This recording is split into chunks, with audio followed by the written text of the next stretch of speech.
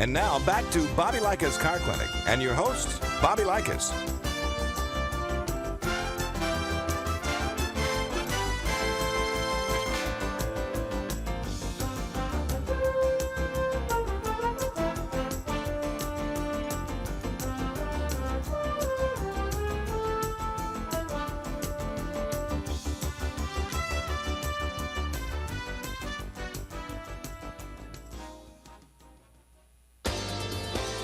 You're listening to Bobby Likis Car Clinic.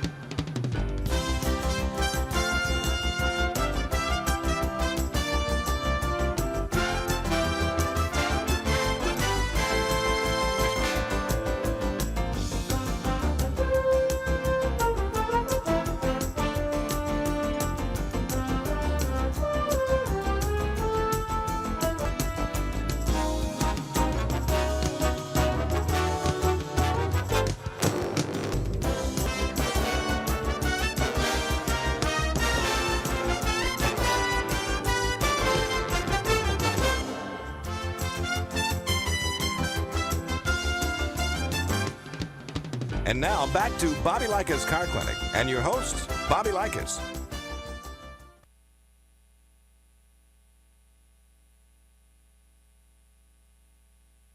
Good morning, Car Clinic affiliates. Your Car Clinic minutes for the week of November 23rd, 2015 are about to head your way, so be sure to press that record button. As always, thank you for listening to and broadcasting Bobby Likis Car Clinic. Have an excellent weekend.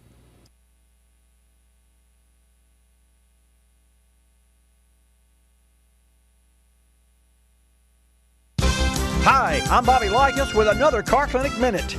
Some think Ford stands for first on race day, but others say it's for fast only rolling downhill. One thing's for sure, funny acronyms make us LOL. Yes, you'll be laughing out loud when I come back. I'm Bobby Likis, calling all technicians with 20 facts about ethanol. The Department of Agriculture determined ethanol's energy balance to be 1.7 to 2.3. That's to say, today's ethanol production yields nearly twice as much energy as it took to create. Also, in 2011, ethanol use reduced tailpipe CO2 equivalent emissions by 25.3 metric tons. I'm Bobby Likis with 20 facts about ethanol, brought to you by the Renewable Fuels Association. TGIF, everyone. Ready for some FCAs? That's funny car acronyms. Edsel, every day something else leaks. Mopar, most perfect automobiles racing. Honda, happy owners never drive anything else. Pinto, performance is not the object. BMW, babe magnet on wheels. Chevrolet, can handle everything, runs over limbs, even trees. And Miata, my intention, always to accelerate. Speaking of which, gotta go, so TTFN, that's ta-ta for now. I'm Bobby Likis. Like us? Don't you just love us?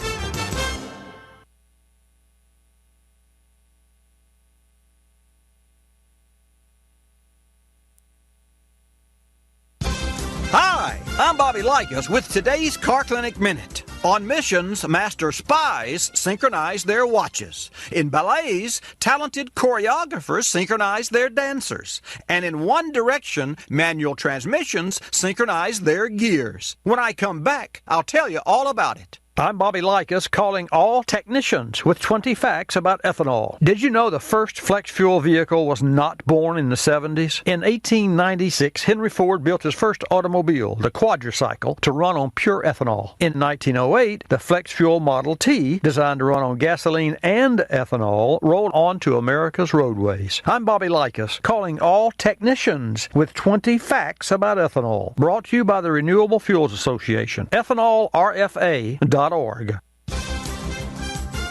the Mission Impossible team goes forward by synchronizing their watches, manual transmissions go forward by synchronizing their gears. For smooth transitions as you shift, the rotational speed of one set of forward gears is matched by synchronizer rings to the speed of meshing gears. Reverse gear, however, is not synchronized, so it sometimes grinds in protest. Here's a hint. Don't force it. Just push the clutch in and pause a few seconds, then try it again.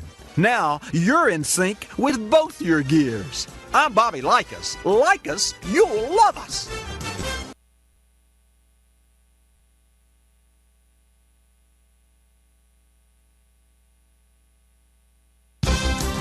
Hi, I'm Bobby Likis with today's Car Clinic Minute. Doing things the old-fashioned way may be great for churning ice cream, but not for churning up the racetrack. When we come back, we'll crank up the power. I'm Bobby Likis, calling all technicians with 20 facts about ethanol. Per a study by Ricardo Engines, the vast majority of the vehicles sold through 2025 in the U.S. will use internal combustion engines, which will require technology assists like turbo boosters and high-octane fuels like ethanol to meet the 54.5 mpg CAFE mandate. I'm Bobby Likis, calling all technicians with 20 facts about ethanol. Drive to EthanolRFA.org. Churning ice cream may be a treat, but steering the old-fashioned way on the racetrack is no fun in the sun.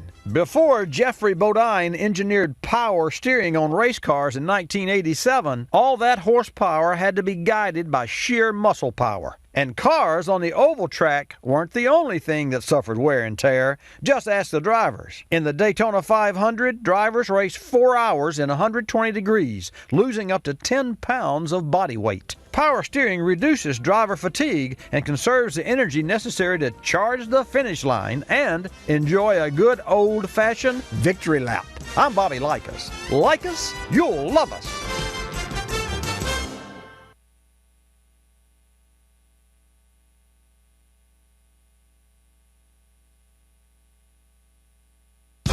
Hi, I'm Bobby Likis with today's Car Clinic Minute. A friend asked Henry Ford, "Soy, what you been up to?" To most people, this has been a greeting, but to Mr. Ford, it was an idea.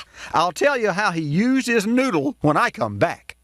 I'm Bobby Likis, calling all technicians with 20 facts about ethanol. Upon EPA approval, advanced ethanol production from grain sorghum will give the nation another option as it aims to meet the federal goal of producing 36 billion gallons of renewable fuels per year by 2022. I'm Bobby Likis, calling all technicians with 20 facts about ethanol. Brought to you by the Renewable Fuels Association. Drive to EthanolRFA.org. Henry Ford's known for great ideas, but he really used his bean on this one. Soybean, that is. During the Depression, Ford's chemists focused on converting agricultural products into industrial products to stimulate the farm-based economy. Enter the soybean who, in My Fair Lady style, was transformed from dirt-poor roots into the plastic of star car parts like horn buttons, gear shift knobs, and body enamel. Soy, wouldn't you know? Ford didn't stop there. He also developed a soy wool-like fabric that cost half of sheep's wool. I'm Bobby Likis. Like us, you'll love us.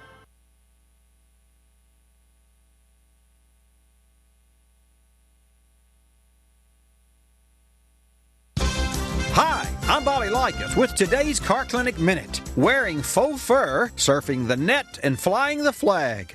Behaviors that are all the rage. But if your driving's in that rage category, kick it to the curb. I'll tell you why when we come back.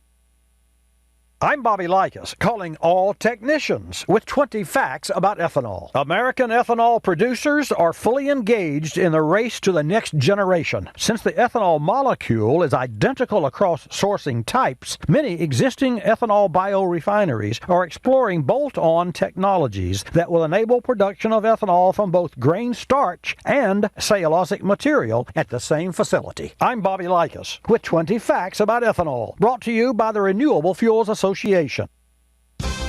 Aggressive drivings, one outrageous, make that road-rageous behaviors that can destroy property and cost lives. And if you thought road rage only happens in big cities in the Northeast or California, listen to this. According to the Bureau of Transportation Statistics, the 5 states with highest aggressive driving rates are South Carolina, Wyoming, Alabama, Kansas, and Oklahoma. Urban or rural, you can control road rage by honoring one road rule. The golden rule, that is. I'm Bobby Likis. Like us, you'll love us.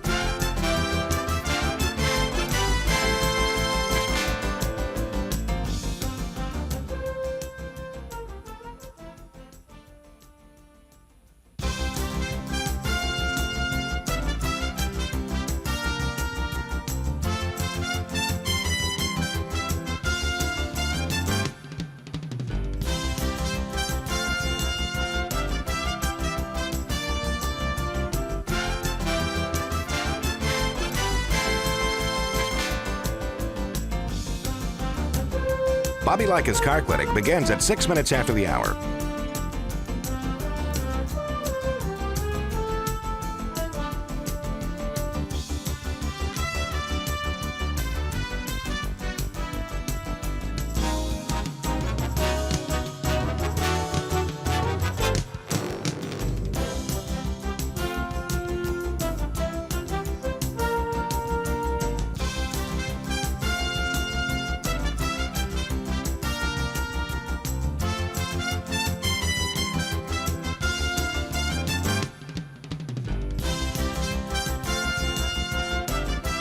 Bobby Likis Car Clinic begins at 6 minutes after the hour.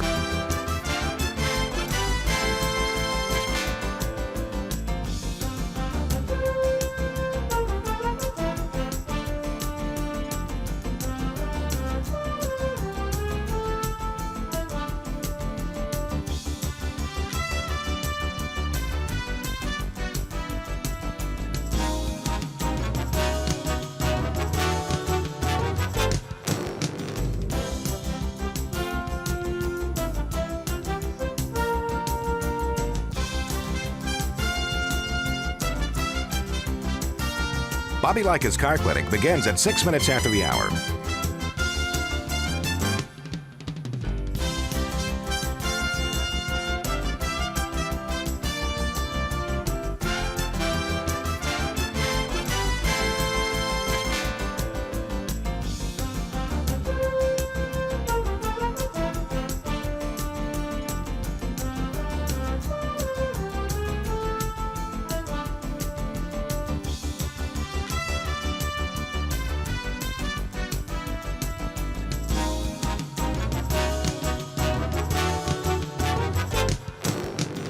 Bobby Likis Car Clinic begins at 6 minutes after the hour.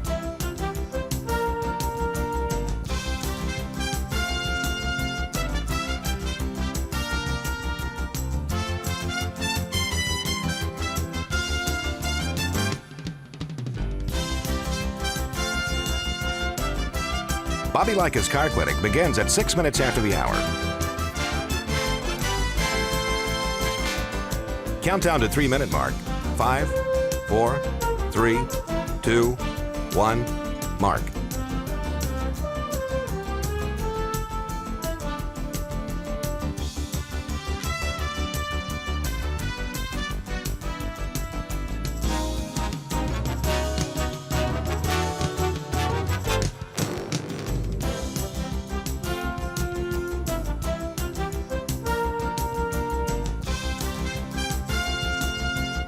Bobby Likis Car Clinic begins at 6 minutes after the hour.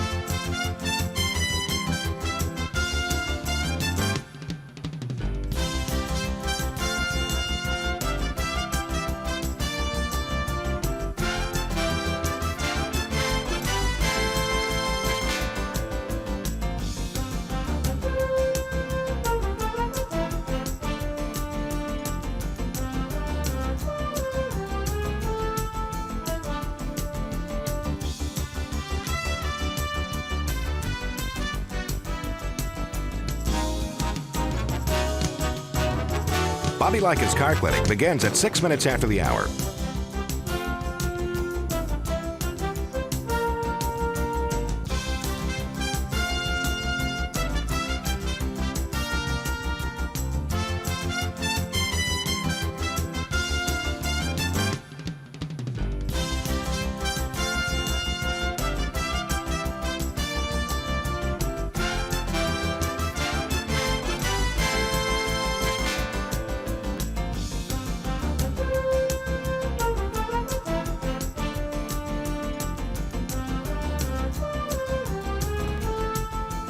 Bobby Likis Car Clinic begins at 6 minutes after the hour.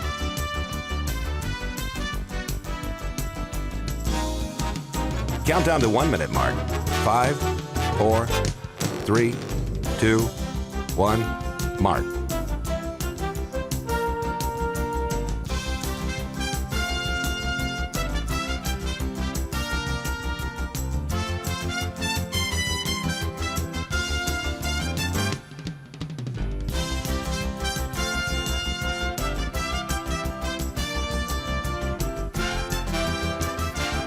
Countdown to 30-second mark.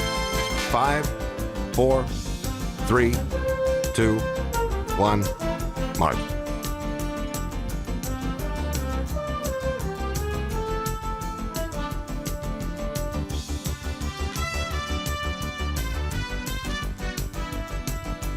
Countdown to 10-second mark. 5, 4, 3, 2, 1, mark.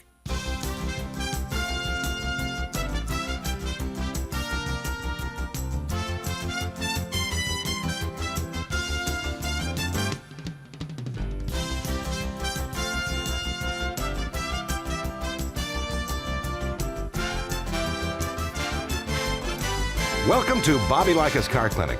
If you have a car question for Bobby, call now at 1-800-264-5454, toll free from anywhere in America.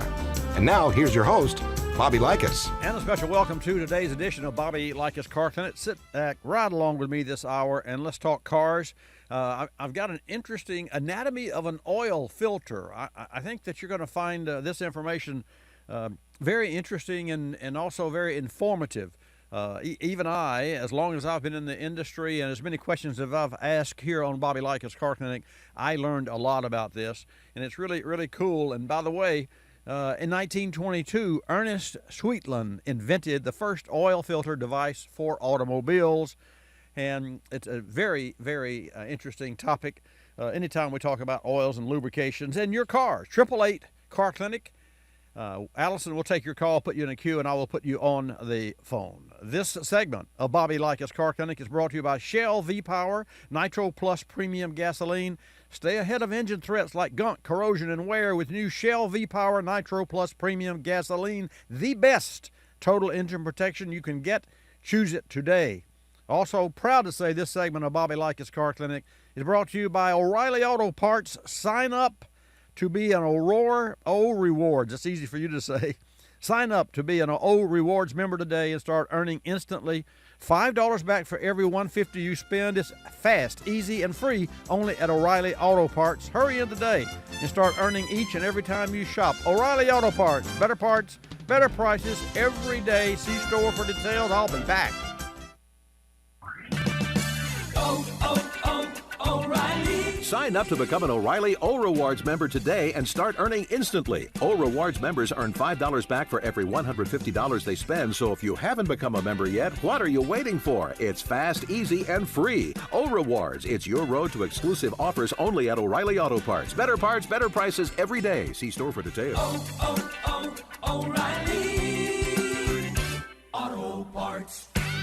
From the Car Clinic inbox, James writes, I recently noticed the front tires on my Subaru are worn, but rear tires seem okay. Can I change just two? James, today's vehicles run on the sum of their parts to make themselves whole. Traction control, analog brakes, crash avoidance systems all require key information from your vehicle's tires. If you're driving an all-wheel drive vehicle, then tires are especially critical in ensuring the all-wheel drive system does its job and keeps you safe. Changing just two tires instead of four can compromise all-wheel drive operation and, in some vehicles, even cause wear and damage to the all-wheel drive components. When replacing tires, always check tread depth and condition. Rotate your tires at required intervals and check owner's manuals for specifics. Drive to GeneralTire.com to learn about the new Grabber HTS 60, featuring General Tire's newest wear improvement technology that improves tread life up to 25% over the original Grabber HTS. That's GeneralTire.com.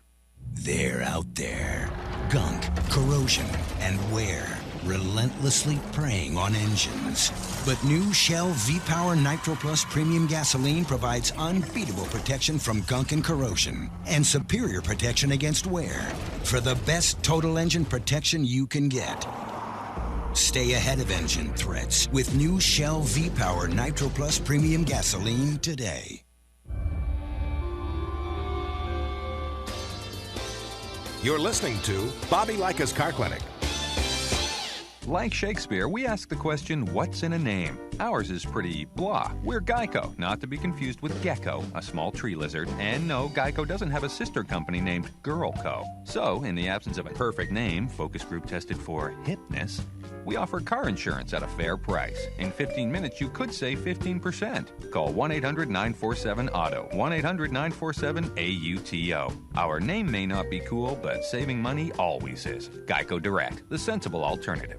Another lending success story from LendingTree.com. I tend to put things off. For example, I put off getting a home equity line of credit for a while. Then one day, when I should have been doing my laundry, I went to LendingTree.com. I filled out one simple form and got 4 offers back within hours. Then I chose the line of credit that was right for me. Who knows? I may even get around to using it someday. When banks compete, you win at LendingTree.com. Equal housing opportunity. For additional information and state license disclosures, please visit our website located at LendingTree.com.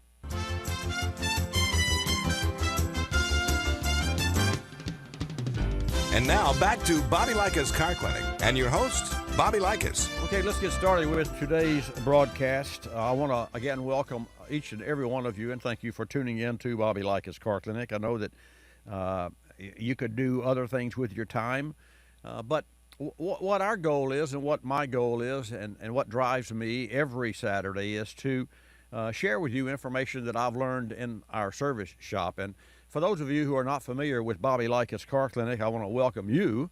Our specific URL, our network, is carclinicnetwork.com. And you can go to Watch Bobby Live. I'll wave at everyone and a special hello. WatchBobbyLive.com. We actually recently upgraded our complete facility to fiber. And we did that through Cox Communications. And we have noticed after the changeover and the transition, and also there's the compatibility to make sure that we were maximizing the benefits that the fiber brings in-house, that we have such a clear, distinct connection now, not only with the broadcast and the global cast that we're currently experiencing, but also when we're reprogramming automobiles that come into our service shop. And therein lies for me and on the service side of it. And for those of you that don't know, for 44 years we've operated Bobby Likis Car Clinic Service Pre-Repair, and that wasn't the name originally. I think it was Bobby's Auto Repair. It's kind of morphed. But the bottom line is we now reprogram the newer cars. And if you drive, let's say you drive a 2011 Lexus, and maybe the door doesn't work, the door lock doesn't work. And you say, well, I hit the key fob and all the other doors lock and unlock, but the driver's side. Of course, it would be the driver's side because that would be the one that you got to have working, right? And let me give you the number, and while I'm sharing this story with you, 888 Car Clinic, 888-227-2546. A little trivia. Let's do a little trivia, then I'll go back to the Lexus story. When was the first canister oil filter installed in an automobile? In what series? Was it the 40s, the 50s, the 60s, the 70s? So that's the answer I'm looking for, 40s, 50s, 60s, or 70s. And I've got a complete overview on oil filters for you that is really, really interesting, and will share with you, especially if you're technically inclined, or if you change your own oil and filter. There's some interesting information about the beta pressure and beta test and how all that's measured within an oil filter. And for those of you who really don't care, you just want to get your oil and filter changed, just think about your body and the way your body cleans its own blood, and that's exactly the way the automobile does. The blood of an automobile is the oil. It's in the crankcase. So it's very interesting. So back to the Lexus. So if your door fob, key fob, didn't unlock your driver's door, and a shop, whether it's the dealer or an independent, a shop would replace that actuator. That's what it's called, that little click, click, when you hear that up and down. That's the same actuator that when you get in the car, it locks when you take off, or you can use the door lock button itself and lock the button. That actuator is replaced. Now, what does that actuator do? It's the actuator itself is nothing more than an up and down piston, just like a doorbell. When you push your button on your front door, someone rings your doorbell, they push the button in, there's a little solenoid that pulls a hammer. It goes ding. Only when they let off of it does it go dong, because it springs back. So it's the mechanical spring that pulls it back to rest, but it's a electromechanical device that makes it slide, and a cylinder puts it. So ding dong, that's the way that works. Same thing in a starter. That's what a starter solenoid does. Now, that's the same thing that a door lock actuator does. So therefore, all the connections that it would need would be three connections. It would need a ground and a switching, hot and cold. So you'd switch, you keep the same ground and switch the hot from one side to the other, or reverse the polarity. And that would make it stroke one way or stroke the other, lock or unlock. So here's the point. Why are there 6 pins and 6 wires on a door lock solenoid? That's number one. Number two, why would it cost $400, $500, $600 to replace that little solenoid? Number one, with regard to labor, you have to pull the window out, the device, half the door apart to get to it, because it's buried. I think it's done that way, it's made that way and engineered that way so that it can be a theft deterrent, because you see so many people that are on the typical TV where the bad guy goes up and slips the rod down and unlocks your car, and away they drive with it's not that easy, folks. Trust me, cars today are much, much more secure than ever before. So the reason that actuator has the 6 pins is because it becomes part of the security of the automobile, and it also becomes part of in case of an accident, the panicking of an automobile. For instance, if you are in an accident and your airbag deploys and you come to a rest and you stopped and everything panics, all of the doors unlock automatically. Why? So that first responders can get there, open the door without having to break a window, which could further damage you or injure you, and get the door open. Even BMW on their back of their four doors puts the buckle where you pull the seat across on the outside, so that in the case of an accident, a responder can open the rear door, reach down, undo the buckle, and get you out, or get whoever's in there out. So that's the reason that the reprogramming is so important for us and for any automotive service facility, because once you replace the bad part with a new part, that new part, in order to work correctly, has to be what's called initialized. It has to be introduced and connected to the architecture, the electronic architecture of the automobile.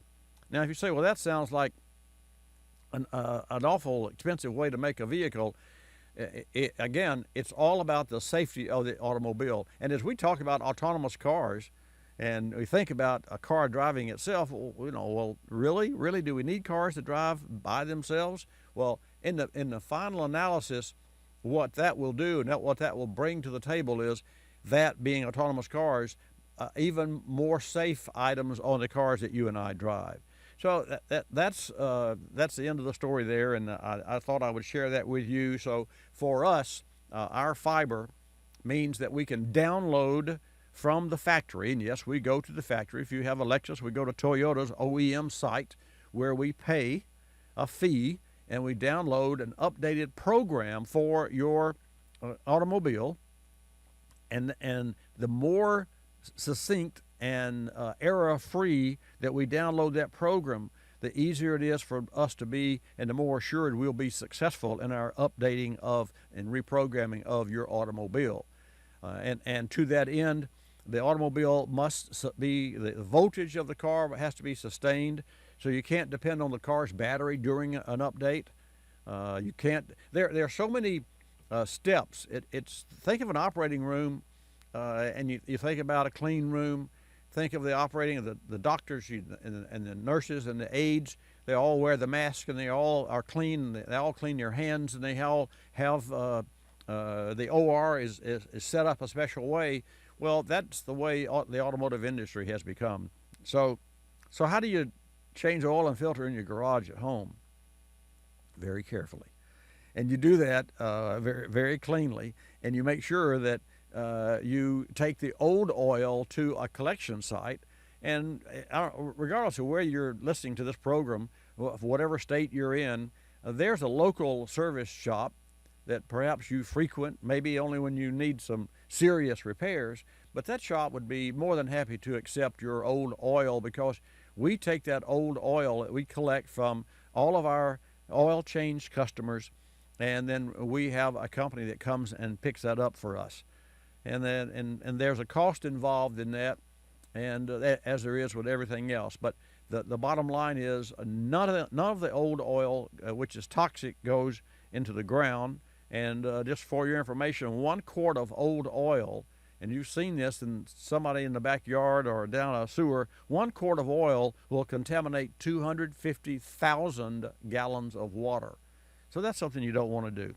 Anyway, 2004, 2008 Cadillac CTS, when you think of an entry-level Cadillac, you may think of the old Cimarron and the Catera, but the first generation CTS sort of left the past behind, and it sold well with almost 500,000 cars on the roads.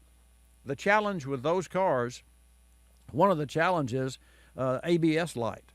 So if you've got an 04 through 08 Cadillac CTS, and I'm sure this same rule may apply to other GM cars as well. When I come back from the break, I'll share with you why the ABS light could be on, and why it's really not the ABS fault at all. There's another part of the automobile that could have damaged the ABS, and you need to know about that when I come back. 888-227-2546. In the service bay this week is the 2014 Ford Escape. The customer is complaining about poor acceleration and a pinging sound under load. This vehicle features a turbocharged engine where everything works at an extreme. There are no fault codes, but multiple pattern failures about using high-octane fuel for carbon deposit issues are known factors. Using regular octane fuel can lead to even bigger issues because carbon deposits on this engine are a real problem. Our recommendation? New Fuel Pro Complete from Motor Medic. Fuel Pro Complete is a professional fuel system cleaning kit that's easy for DIYers to use. It's a simple two-step system and takes just 5 minutes. Most fuel system cleaners only clean through the gas tank. Fuel Pro Complete also cleans through a vacuum line, bypassing intake sensors to avoid any potential damage. The result? No more rough idle or acceleration hesitation. Improved power and performance. Visit FuelProComplete.com for more information, including a demo video and port locator with a list of vehicle makes and models. I'm Bobby Likis, calling all technicians with 20 facts about ethanol. Today's fact is about the difference between cellulosic ethanol and advanced ethanol. Cellulose refers to the material comprising the cell walls of any green plant and is the most common organic compound found on Earth. Cellulosic ethanol is produced by turning the sugars in cellulose into alcohol fuel. Advanced ethanol, by comparison, is sourced from non-cellulosic feedstocks, including sugars and starches other than cornstarch. Upon EPA approval, advanced ethanol production from grain sorghum will give the nation another option as it aims to meet the federal goal of producing 36 billion gallons of renewable fuels per year by 2022. I'm Bobby Likis, calling all technicians with 20 facts about ethanol. Brought to you by the Renewable Fuels Association. Drive to ethanolrfa.org. You're listening to Bobby Likis Car Clinic. The airlines like to have sales. Summer getaway sales, holiday sales, winter sales. Truth is, at any moment, some airline somewhere is on sale with low fares to great destinations. Travelocity knows exactly what's going on, who's on sale, to where, and when, at over 700 airlines worldwide. We even have this nifty feature that lets you look at a calendar so that you can see exactly the days the great fares are available. Travelocity.com. Go virtually anywhere. AOL keyword, travel. Hung? Guess my temperature. It's 2 a.m. Go to sleep. Come on, one guess. I'm 98. Higher. Higher at 99. You're getting warmer. Wait, I'm getting warmer. Cold symptoms keeping you from getting a good night's sleep? Get NyQuil, the nighttime sniffling, sneezing, coughing, aching, stuffy head, fever so you can sleep better to feel better medicine. Use as directed. One more guess. 100? Yes. Tell her what she's won, Bob.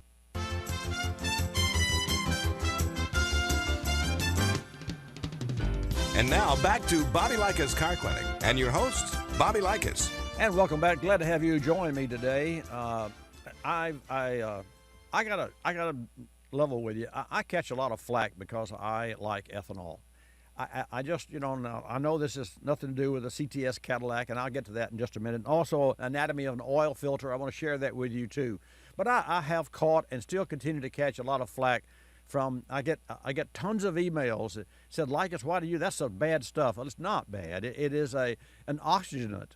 And that's how it replaced some bad stuff, i.e. lead, which was an octane enhancer in fuels. And then lead was replaced by MTBE, which is methyl tertiary butyl ether.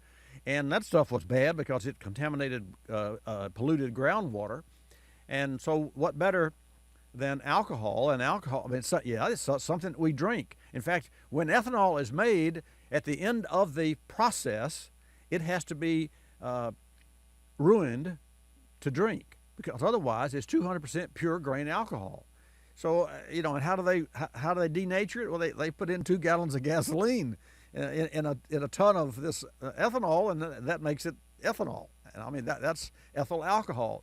So I share this with you because I love to take your calls, and if you have a question, a valid question or just a want-to-know question about what the benefits are, and if you have an opinion, that's cool as well. I mean, that's what life's all about. It's about you have your right to your opinion, as long as you have the information and white papers, and I'm a white paper kind of guy, and I've got tons and tons and reams of I don't know how many gigs of that my database is on research that I've done. In addition to that, the 44 years in the automotive service shop, not one engine has ever been lost due to ethanol. Not one. I can't tell you how many have been lost to dirty oils, and I talked about oil filters. But anyway, let me give you the number, and I invite you to share with me your opinion or your questions. I'll take your questions regarding ethanol. If I don't know the answer, I'll tell you I don't know the answer. 888 Car Clinic, 888-227-2546. Miss Allison will take your call and put you in the queue, and I will put you on the air. Now, 2004, 2008 Cadillac CTS. If you have one of these and in your bay and you're a technician and the ABS light is on, the chances are that the front hub assembly is defective. And the front wheel bearings on the CTS that are built into the hub, and the wheel speed sensors are built into the hub. So the hub is the actual center part. And just think of a bicycle wheel and where the spokes attach to the rear. Have you got that in your mind? Or a motorcycle? That's the hub.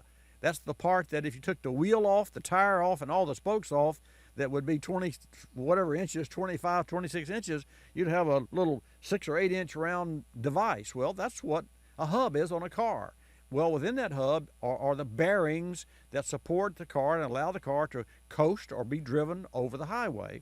And also within that hub is a speedometer. That's right, it's called a ring gear. And it sets up tones. And well, I say tones, it's a generator of current, because there's a ABS for your anti-lock brake system sensor that plugs in and measures the speed of the wheel. See, it's really that simple. Well, it seems that on the CTS, the problem with ABS has been the hub all along. Well, I say all along, and this is an article that is produced by a company that I found. In fact, I get dozens of trade magazines, and this is from Parts Master, and it's from the editors of Brake and Front End, Import Car, and Underhood Service. In the automotive service industry, I subscribe to all of those magazines. So often we see not only commercials and advertisements and pictures, but we see articles and get articles from parts manufacturers. The bottom line with this Parts Master, not only did they share what they've seen to be most often used in the repair world, but also they explained it in a way that not only someone could understand it that wasn't in the business, but someone who was in the business could do a better job, because that's what this is all about. It's number one, saving you time and energy and money. So you can replace the sensor for the ABS without having to buy the whole hub. Wow, that's like replacing a little finger on a robot versus the whole hand. But guess what? The finger's not the problem. The ABS sensor was not the problem. It's what was damaged. It was the hub that damaged it. So I just found that most interesting, and I want to thank the folks at Parts Master. I don't know who they are. I'm not familiar with them, but I can tell you that someone's done their homework here, and there are other information here. Musty smell, defroster problems. The recommended replacement interval for the cabin air filter is once a year. Now, I didn't know that. I thought we inspect those things, and if they look good, we put them back in.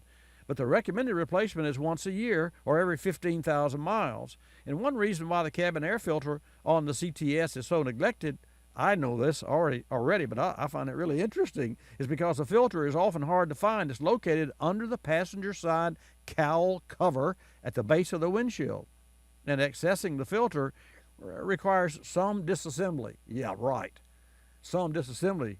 And if it's neglected, leaves and debris will clog the filter, and eventually the blockage can impact the performance of the defroster. So just FYI, when you take your car in for a lube oil and filter, just remember that the lube oil and filter is not the main reason that you take a vehicle in every 6,000 or 7,000 or 3,000 or whatever your interval is. That's not the real reason. The real reason is to look the car over to determine what has worn, or look for signs of impending parts breakage, oil seepage. If you could catch something that's seeping oil, maybe you can slow it down, or maybe you just need to snug the pan bolts up, or for example, radiator cooling systems. An upper radiator hose where it fits onto the radiator and onto the engine. Now, understand, the radiator doesn't move. It's bolted onto the car, the frame, the chassis, like you are. You're sitting in the car. But the engine moves around because it's mounted on rubber. Otherwise, if it would be a race car. And race car engines aren't mounted on rubber. They're bolted solidly. Of course, you have to grit your teeth or wear a mouthpiece because it's the vibration. I don't know how those guys do it in Daytona at the 500 or the Indy at the 500, but they're very, very trained athletes. That's what race car drivers are. So the bottom line, the engine moves around a lot. So anything that supports the engine, meaning the cooling system, power steering reservoir that feeds the power steering pump, air conditioned hoses, anything that's bolted to the car but uses a mechanical device that is turned by the engine must have a rubberized hose between the two, or it will break. Just like you take a coat hanger and bend it, it'll break sooner, if not immediately. So you want to look at the connections of the hose at the engine and the connection of the upper radiator hose at the radiator to look for ring around the collar. Well, what is ring around the collar? Well, you know what that is. It's what that if you wear a shirt twice, especially if you're a guy and you got a white shirt, I get my clothes clean, but I can tell you that the cleaning process does more damage to my clothes than I. But after 2 wears, that's about it, because you get ring around the collar. And so that same thing is true for your automobile. That's all part of a lube, oil, and filter inspection time. So if you're in a hurry and you buy into the 10-minute fast in, fast out oil service because your time is busy and you got a lot to do, just change your oil and filter, I don't want to know about that other stuff, then you're not taking care of your automobile. And you say, well, it's okay, it runs. That's right, until you get on one dark road one lonely night and something happens and you don't know what's happening and you lose the water out of the cooling system because of something that breaks, or a hose or a water pump. And if you think that the temperature gauge will work without the water in the engine, you're wrong. It will not. That temperature gauge has to have and be surrounded by water. I mean, think about it. You can hold your hand over a pot of boiling water, and other than the heat you feel, you don't know the water is boiling if you didn't see it, because you can't tell the temperature. Only when you would put your finger in it, not that you would, but only when you immerse what's called a capillary tube in an engine, only when you immerse that sensor, engine temperature sensor, in liquid does it pick up the actual temperature of the engine. And there are different exceptions, like air-cooled engines don't have coolant, so they use a different type of metal-to-metal sensor. Aircraft engines, same way. I'm thinking of Porsche specifically, or Volkswagen. So when you lose your cooling system, and you don't know it. And this could happen. You're driving down the highway and all the water comes out. Now, if you're in the daytime, you might see some smoke out the back of the car, but at nighttime, you're just not going to see that. And it may be so slow that it takes time, and you run out of coolant. And what you might notice is when it gets low, because the water splashes on the sensor, the temperature sensor, you can see the gauge pop up to hot, but then it comes back. And hot and comes back. And you say, well, there must be something wrong with the gauge. Not. It's not submersed in coolant, and therefore impending damage could occur. So those are the kind of things that you need to watch out for. Those are the kind of things inspections provide when you have your engine oil and filter changed. And in the next segment of Bobby Likis Car Clinic, I will share with you the anatomy of an oil filter so that you'll know. And by the way, I mentioned that in 1922, Ernest Sweetland invented the first oil filter device for automobiles, and the spin-on filters that are common in today's industry were first introduced in automobiles in 1950, in the 50s, and virtually standard by the early 70s. We have calls lined up. I see that Ed Lowe is on the phone. Ed Lowe is the editor-in-chief of Motor Trend magazine. He is a very cool gentleman. This gentleman's been with us before, but today we're going to talk to Ed about the car of the year, and also in the automotive industry, the person of the year. You will not want to miss this. Coming up, Ed Lowe, editor-in-chief, Motor Trend magazine, and your calls at 888 Car Clinic. The relationship with your vehicle is about trust. You trust in your car or truck to get you to work or play. So when your car needs to be repaired, make sure you trust the parts your technician uses to get your vehicle going again. With over 100 years of OE expertise, Delphi has earned your trust. Delphi supplies OE automotive technologies to the world's top 25 vehicle manufacturers. Take ignition systems. Manufacturing more than 23 million ignition coils every year, Delphi uses wire with tolerances that are tighter than standard industry practice to ensure winding consistency. And Delphi's advanced magnetic design and modeling capabilities result in a more efficient coil design, helping deliver optimum engine performance, exhaust emission, and fuel economy. That's better for your car, better for the environment, and better for you. For over a century, Delphi has had a passion for making the parts that help vehicles worldwide run better, longer, and more efficiently. Learn more at DelphiAutoparts.com. You're listening to Bobby Likis Car Clinic. Waking up can be a chore, but mornings knocking on my front door. Know just what I'll do. Put on a pot of Folgers brew. Mountain roll aroma hits the spot. Helps me give all that I've got. An opportunity to start out smiling and happy. The best part of waking up is Folgers in your cup. Good night, Prevotella. Good night, Actinomyces. Good night, Streptococcus. Germs, millions of them. They've been building up in your mouth all day, and some of them can even lead to the gum disease gingivitis. Say goodnight with Listerine. Just 30 seconds of Listerine before bed kills germs, even germs that can cause gingivitis. Use Listerine every night and go to sleep with a healthier mouth. See your dentist. Use as directed when brushing and flossing aren't enough. If you're familiar with the Kulseford section of the newspaper, you probably understand this message quite well. You see, in the Kulseford section, everything gets abbreviated. Consonants, vowels, prepositional phrases, the very building blocks of our language are thrown right out the window. And that makes it difficult when you're trying to sell your car. You've got a limited amount of space to work with, and by the time you abbreviate the description of your car down to a couple of fragmented sentences, it sounds less like a car and more like a Bluck sedan with sniffed like new condition lemals. No wonder more people are selling their cars through eBay Motors. They can post unlimited text and photo descriptions, and with a nationwide marketplace, they're likely to sell it for more. Plus, both parties can be covered by eBay's Vehicle Protection Program.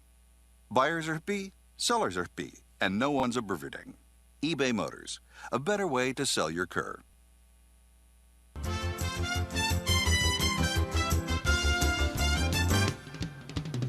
And now back to Bobby Likis Car Clinic and your host, Bobby Likis.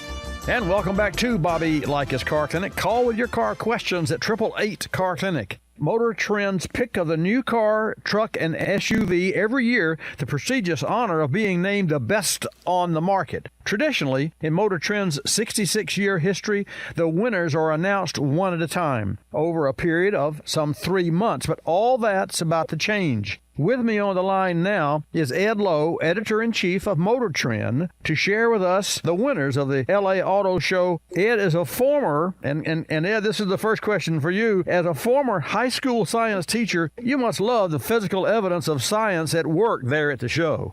Absolutely. I love cars, obviously. That's why I'm doing what I do. But, yeah, I mean, fundamentally, vehicles move, and there's a lot of physics involved, and there's a lot of power and torque and performance. So, yeah, it's the dream, living the dream. I can get you. Okay, we're ready. We'd like for you to share with our Car Clinic listeners and viewers what is Motor Trend's 2016 Car of the Year and why was it chosen? So we're proud to announce that Motor Trend's 2016 Car of the Year award goes to the all-new Chevrolet Camaro. Wow. And why we picked the Camaro? Well, our award has 6 key criteria. We look at engineering excellence, advancement in design, value, safety, fuel efficiency, and one criterion we call performance of intended function, which is basically how well does the vehicle execute its mission. And as a muscle car, as a sports car, it's a car you just want to drive around for fun and something you can live with day to day. The Chevrolet Camaro really knocks it out of the park in every category. And Ed, in that category, just give us an overview of approximately how many cars there were to choose from.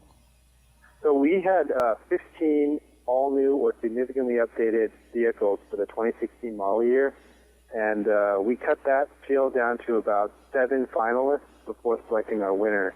And, finalists range from, the Audi TT, the BMW 7 Series, Honda Civic, Mazda MX-5 Miata, Toyota Mirai, which is the first hydrogen fuel cell vehicle you can buy, and a couple of sports cars like the Mercedes AMG GTS, and, of course, the Chevrolet Camaro.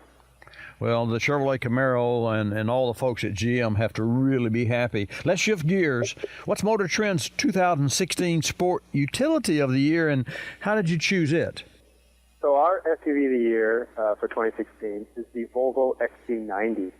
And we use the same criteria. The criteria allows us to compare the vehicle against, these features and these categories, not necessarily to each other. It was a giant field this year. SUV had there were more SUVs in the mix for SUV of the year than there were cars in Car of the Year. 16 total for SUV of the year. And the Volvo XC90 really shined because of how stylish it was, how beautiful, how well it executed its mission as a 7-passenger, 3-row SUV. It's really a big win for Volvo too because they've been kind of hurting the last couple of years, and now they've come out with new products. They have new investment, and they have new Chinese backing, and their first product out of the gate has been a tremendous success.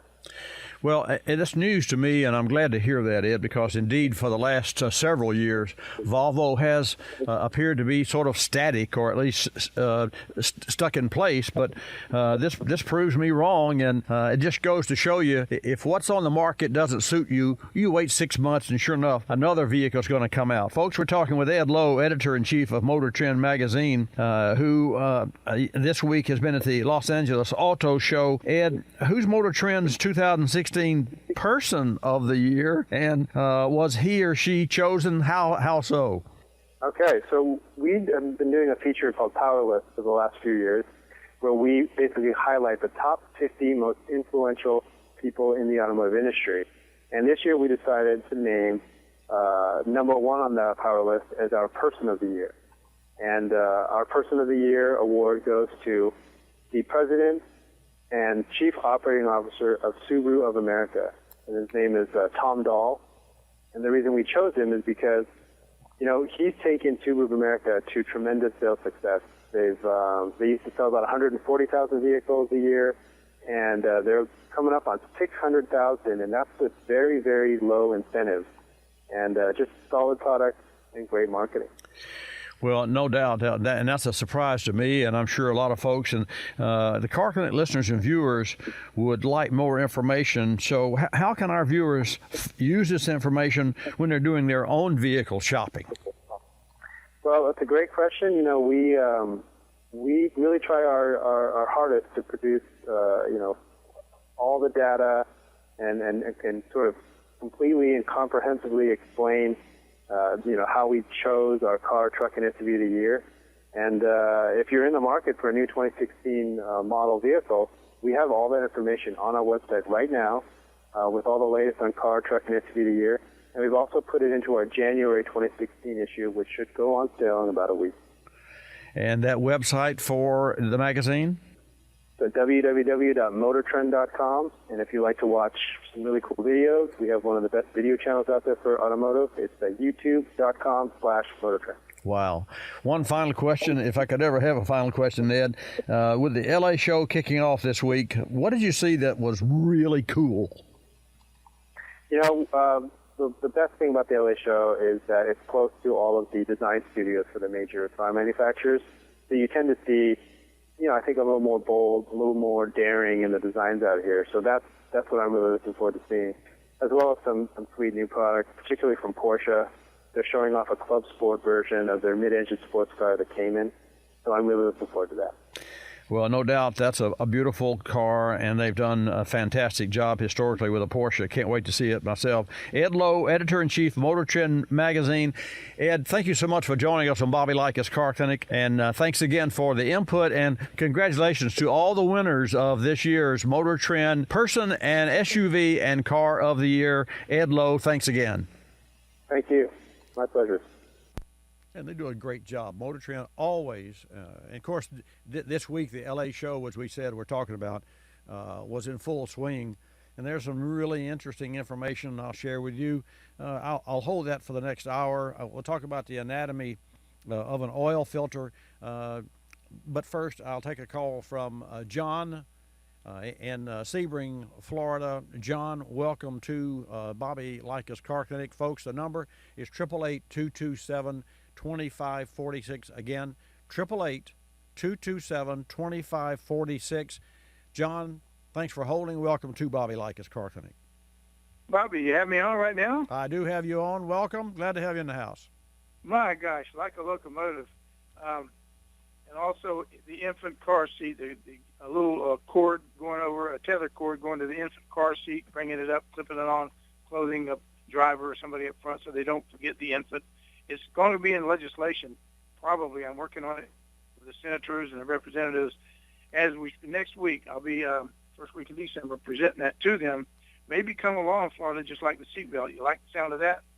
Yeah, I like to. I have to admire you because you never give up, John. You refuse to give up, and that's a great idea. And you don't think about it.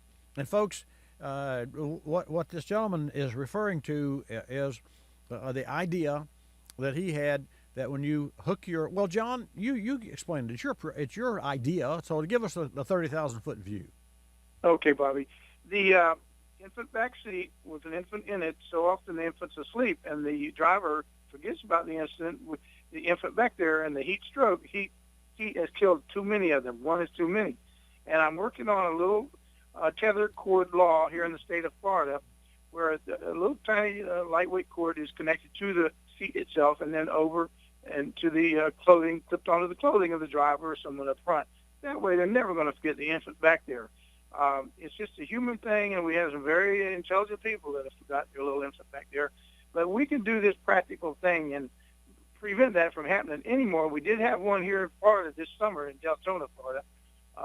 Now, I'm presenting it to the legislature in first week in December. They may have a debate on it in the year 2016, get this accomplished.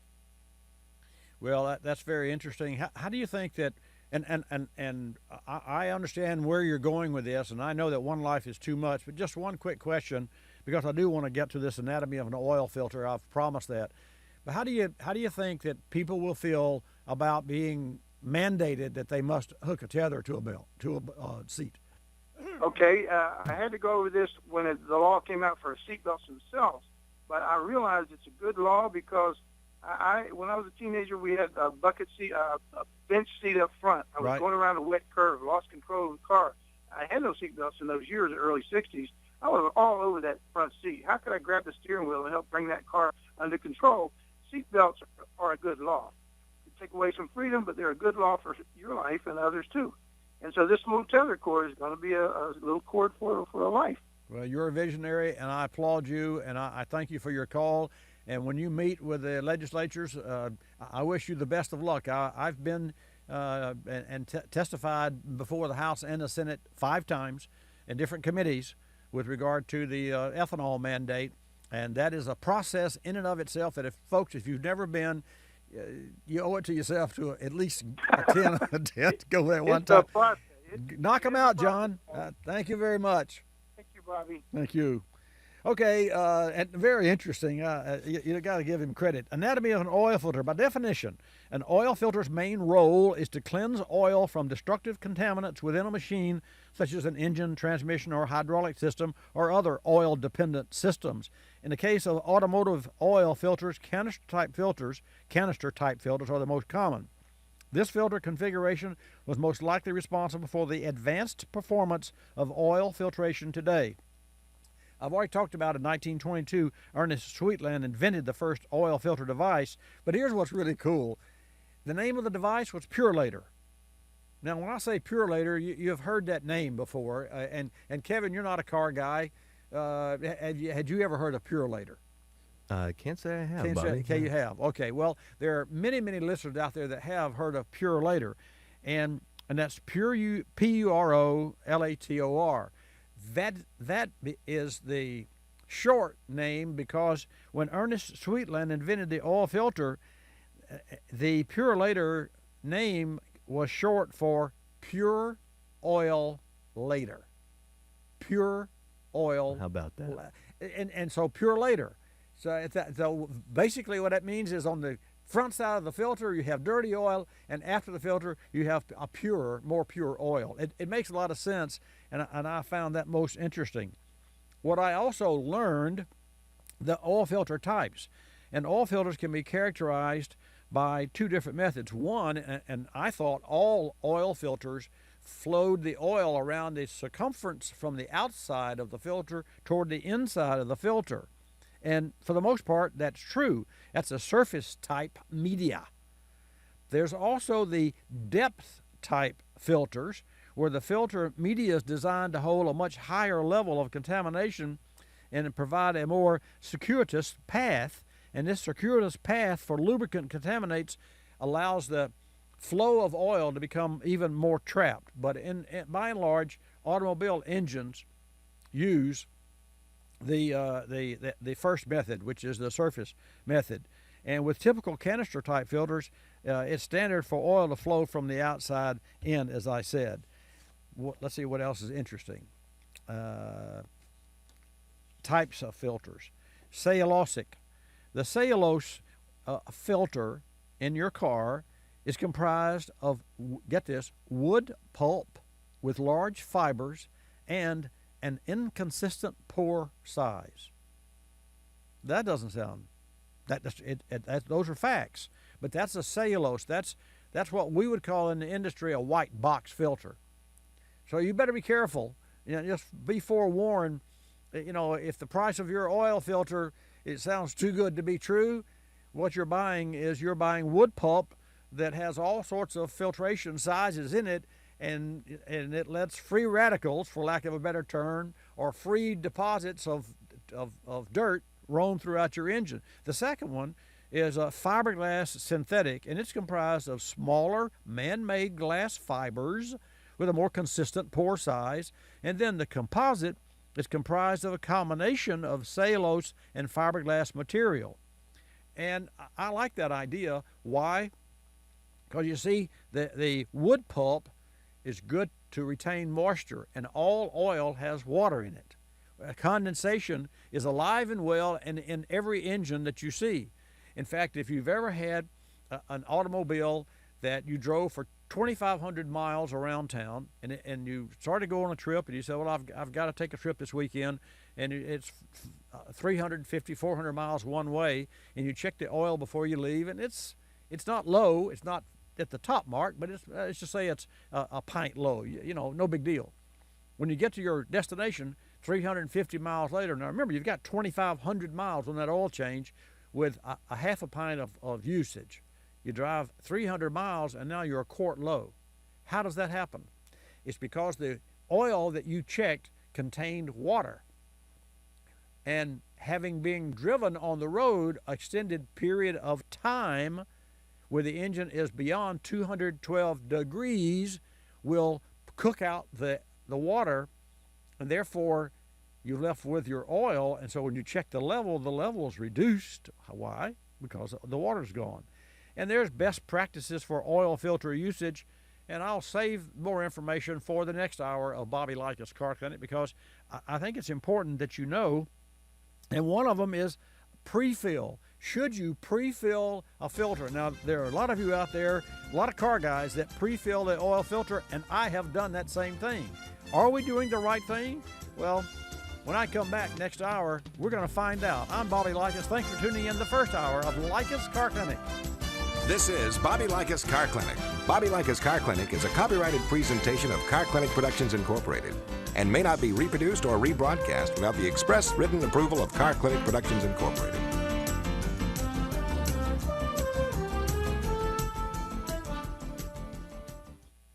Today's new product spotlight is on Denso's Iridium TT spark plugs. Your vehicle's spark plugs deliver the electric current necessary to ignite the fuel that runs your engine. But not all spark plugs are the same. Denso is proud to introduce the Iridium TT spark plug. The Iridium TT's two tips, the twin tip, allow the spark plug to create the largest spark concentration and explosion for more power, superior fuel economy, and fewer emissions. And fewer emissions help protect our environment, while fewer visits to the pump save you money. Denso's Iridium TT spark plug is designed to last beyond 100,000 miles. The patented formula features the highest iridium concentration of any spark plug and outperforms in the most severe engine temperatures, resisting oxidation and voltage wear. Denso has the tradition of innovation. Using their OE expertise, Denso products are manufactured to give you the right part and the right fit the first time, every time. Learn more about Denso's Iridium TT spark plugs at densott.com. You're listening to Bobby Likis Car Clinic. Bob, what's new? Last month I'm in Africa. When this wildebeest charges me, we butt heads and he's history. After I pull my guide from the jaws of an alligator, I dig into some beef jerky. I get heartburn. I take out my Rolaids as I'm fighting off a wild boar. In under 10 seconds, it starts working. Then the boar is bye-bye. My heartburn's gone. Rolaids starts working in under 10 seconds? You expect me to believe that? It's true. Rolaids starts neutralizing acid in under 10 seconds. ROLAIDS spells relief. Use as directed. While Johnny Kim was getting ready for the first customers of the day, someone else was looking at larger space for his growing business. At 3 o'clock, while the Curtis family was watching their daughter's soccer game, someone else was walking a prospective tenant through one of their apartment buildings. And while Carmen Delabar was preparing for a fashion show, someone else met with an appraiser about her investment property. You've got a life. We let you live it. We're realtors. Real estate is our life.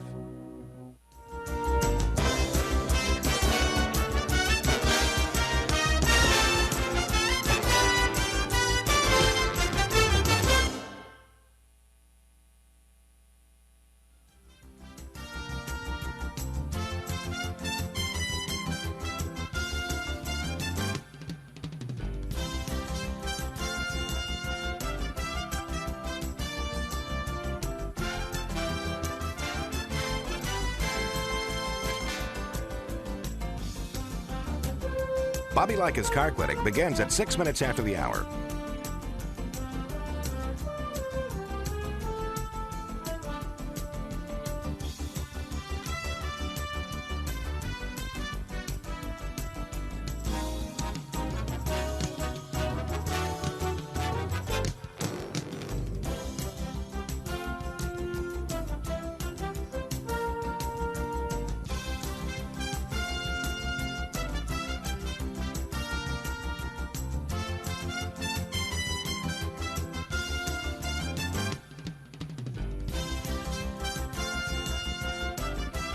Bobby Likis Car Clinic begins at 6 minutes after the hour.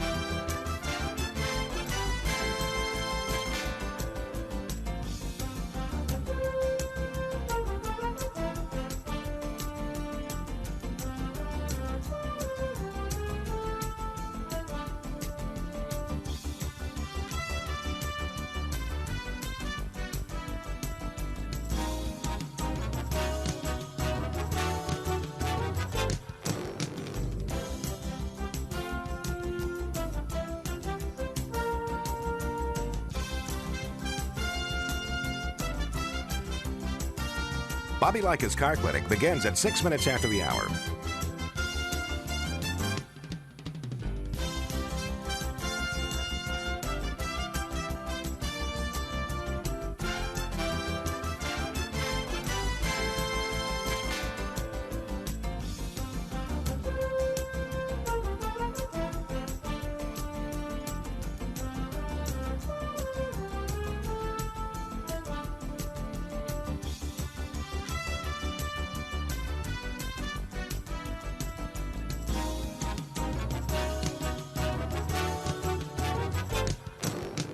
Bobby Likis Car Clinic begins at 6 minutes after the hour.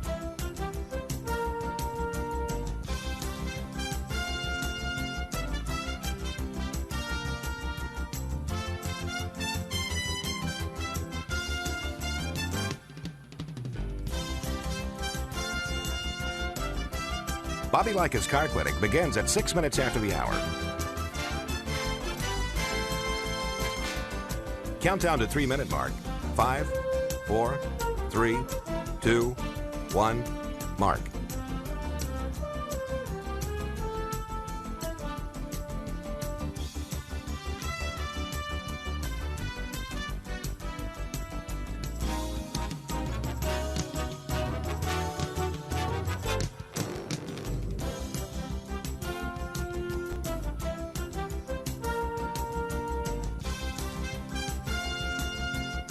Bobby Likis Car Clinic begins at 6 minutes after the hour.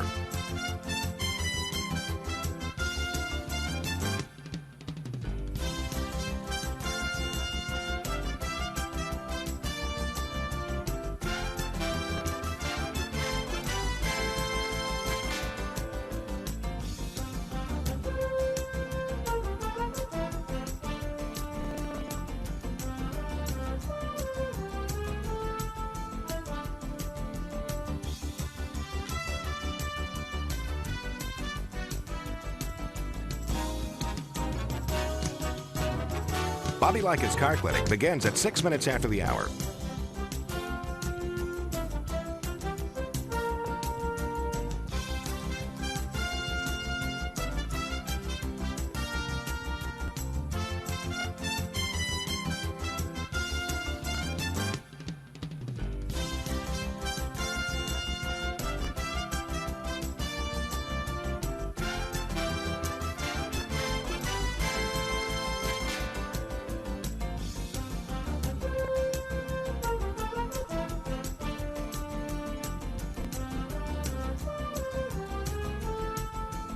Bobby Likis Car Clinic begins at 6 minutes after the hour.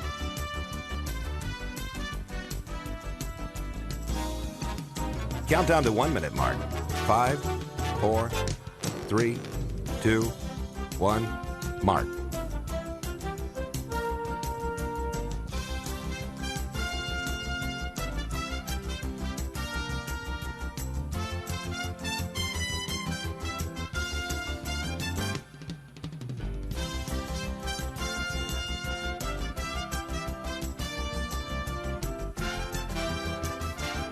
Countdown to 30-second mark. 5, 4, 3, 2, 1, mark.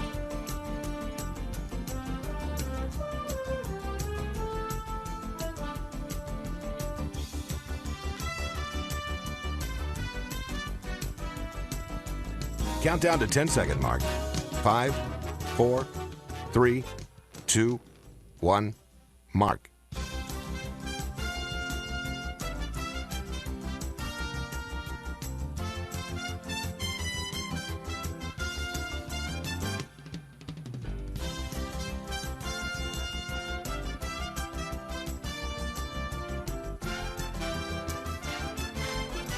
Welcome to Bobby Likis Car Clinic. If you have a car question for Bobby, call now at 1-800-264-5454, toll free from anywhere in America. And now here's your host, Bobby Likis. And thank you, Marty White. Welcome, everyone. I'm glad to have you tune in this morning. 888 Car Clinic is the number for you to call. A little trivia question for you right up front for a Car Clinic prize pack. That and it won't be some cheesy, it'll be a nice gift that we send to you. I'd like for you to answer the question of Who invented the first oil filter device for automobiles? What was the name of the man and it was a man that invented the first oil filter device for automobiles? Allison will take your calls at 888-CAR-CLINIC. That's 888-227-2546 and put you in the queue. Again, the question for you is who invented the oil filter device for automobiles? Probably one of the most significant inventions, other than the wheel itself, in the world of automotive industry. Your calls coming up. This segment of Bobby Likis Car Clinic is brought to you by K&N, the original performance air filter of NASCAR. Superior airflow, superior performance. Drive to knfilters.com for more information. Also, carclinicnetwork.com is our website. And I want to welcome everyone who's tuned in at watchbobbylive.com. A special good hello Saturday morning, 10 to noon every Saturday. I'm here to take your calls and answer your car questions at 888-CAR-CLINIC. Bigger isn't always better, but in the case of spark plugs, it can be. How? A bigger spark concentration and explosion produce a more complete combustion for increased vehicle power. Enter the new Denso Iridium TT spark plugs. The TT stands for twin tip, which generates the largest concentration and explosion. Denso's Iridium TT spark plugs also deliver better fuel economy and faster starts while reducing carbon emissions. And it's designed to last more than 100,000 miles. Learn more at densott.com. Let's go to the Car Clinic mailbag. Here's a question from Jimmy in Jasper. Bobby, I was talking to a friend of mine who works at an auto dealership, and he told me oiled air filters are not recommended for new cars. I've been listening for many years, and I know K&N is a big sponsor of your show. Aren't K&N air filters oiled cotton? I'm confused. Is it okay to use them or not? Jimmy, great question. K&N is known for its washable, reusable, oiled cotton air filters, which for over 45 years have extensive data that prove they are a perfect match for all vehicles, older models to the latest. You can find out more at knfilters.com. K&N also offers a line of intake kits that use a non-oiled, washable, reusable filter called Black Hawk, if you prefer the convenience of not oiling the filter after cleaning. Also, check out other products available from AEMintakes.com, SpectrePerformance.com, and AirRaid.com. All companies in the K&N family. You have places to go, people to see, and things to do 365 days a year. And there's one tire that will get you there, no matter the adventure. General Tire's new Altimax RT43. The all-season tire designed for a quiet, comfortable ride that includes industry-leading Smart View technologies. Let General Tire give you the reliability, performance, and traction you demand. For more information, visit GeneralTire.com. That's GeneralTire.com. You're listening to Bobby Likis Car Clinic. Another lending success story from LendingTree.com. Car dealers like playing games. They play percentage points, they play markups, but I don't like playing with my money. So I got my auto loan through LendingTree.com. I filled out one simple form, a marketplace of banks and lenders competed over it, and I got 4 offers back within hours. After all, the car buying game is a lot easier to win when you're holding all the cards. LendingTree.com. When banks compete, you win. For additional information and state license disclosures, please visit our website located at LendingTree.com. This is Willie Works. Hello. Back to answer all your laundry questions, like how to get out those tough embedded odors. Like when your husband comes back from the plant. Woo! Smelling like he brought the whole place home. Or when one of the cows escapes and you have to wrestle it to the ground. What? I think that's a good one. They're all good ones, and I have the solution. Febreze for the wash. Just add a capful with your detergent and odors disappear. Wow! 1 capful is all it takes? Yep, Febreze for the wash. 1 cap, 1 wash. And say goodbye to odors.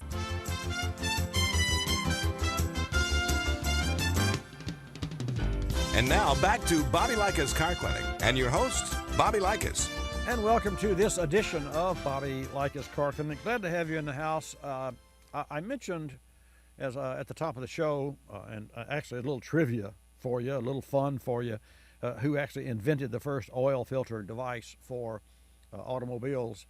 And I have information about the filters, and the filters that we spin on our cars today are really a direct offshoot of what this gentleman created.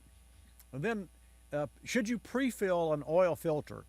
I think that's another, and that's an opinion, but the white paper that I pull this information from, and this information I want to give a courtesy of machinerylubrication.com, just for you to know. Again, the trivia question is, who invented the automotive oil filter device, the first one? And so I'll take your calls at 888-227-2546.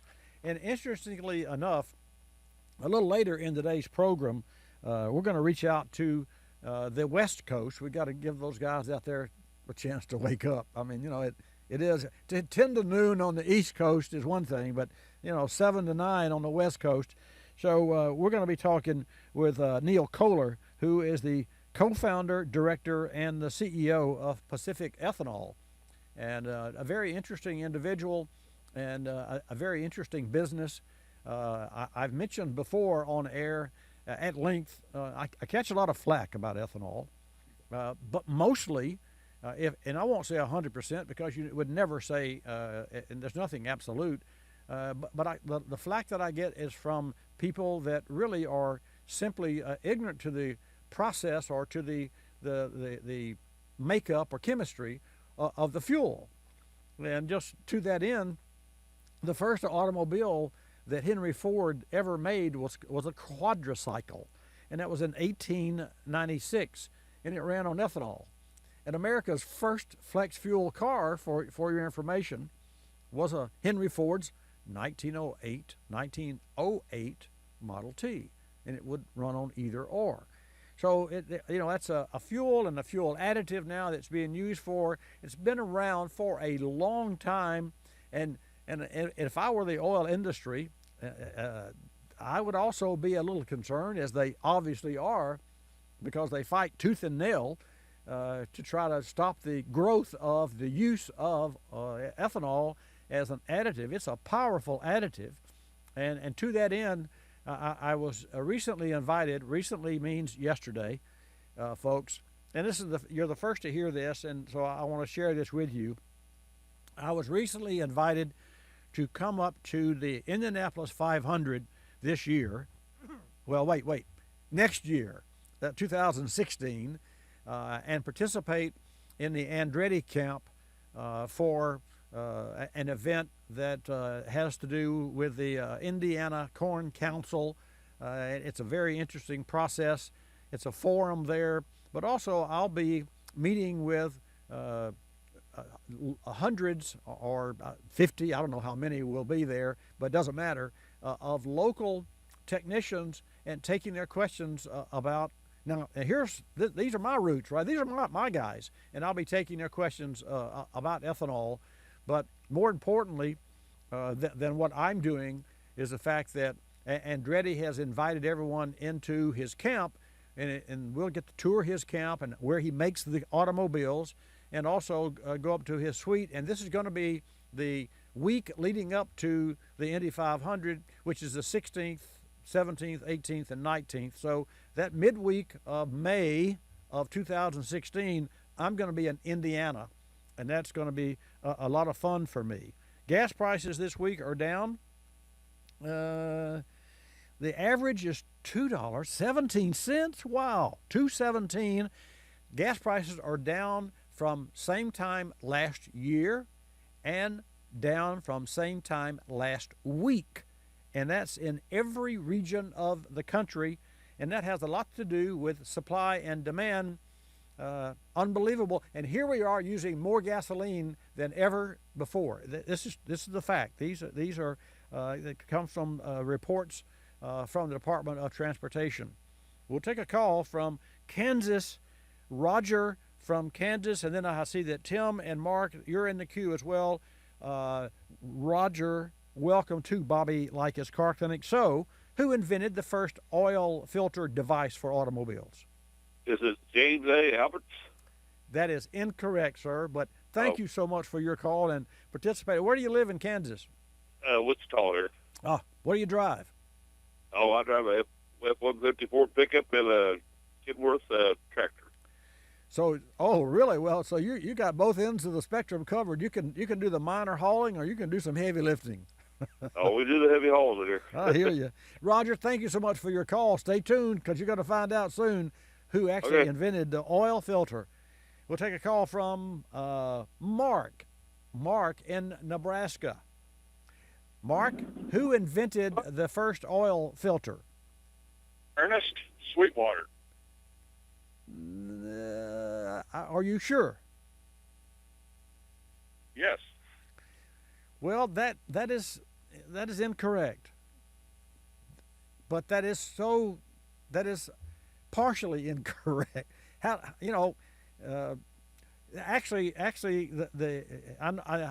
actually it was Ernest Sweetland. Sweetland. Well, you're close enough. Pretty close. Yeah, you're pretty close. Where do you live in Nebraska? I live in Amherst in Kearney, Nebraska. Kearney. KGFW. You're right, exactly. That's our great station.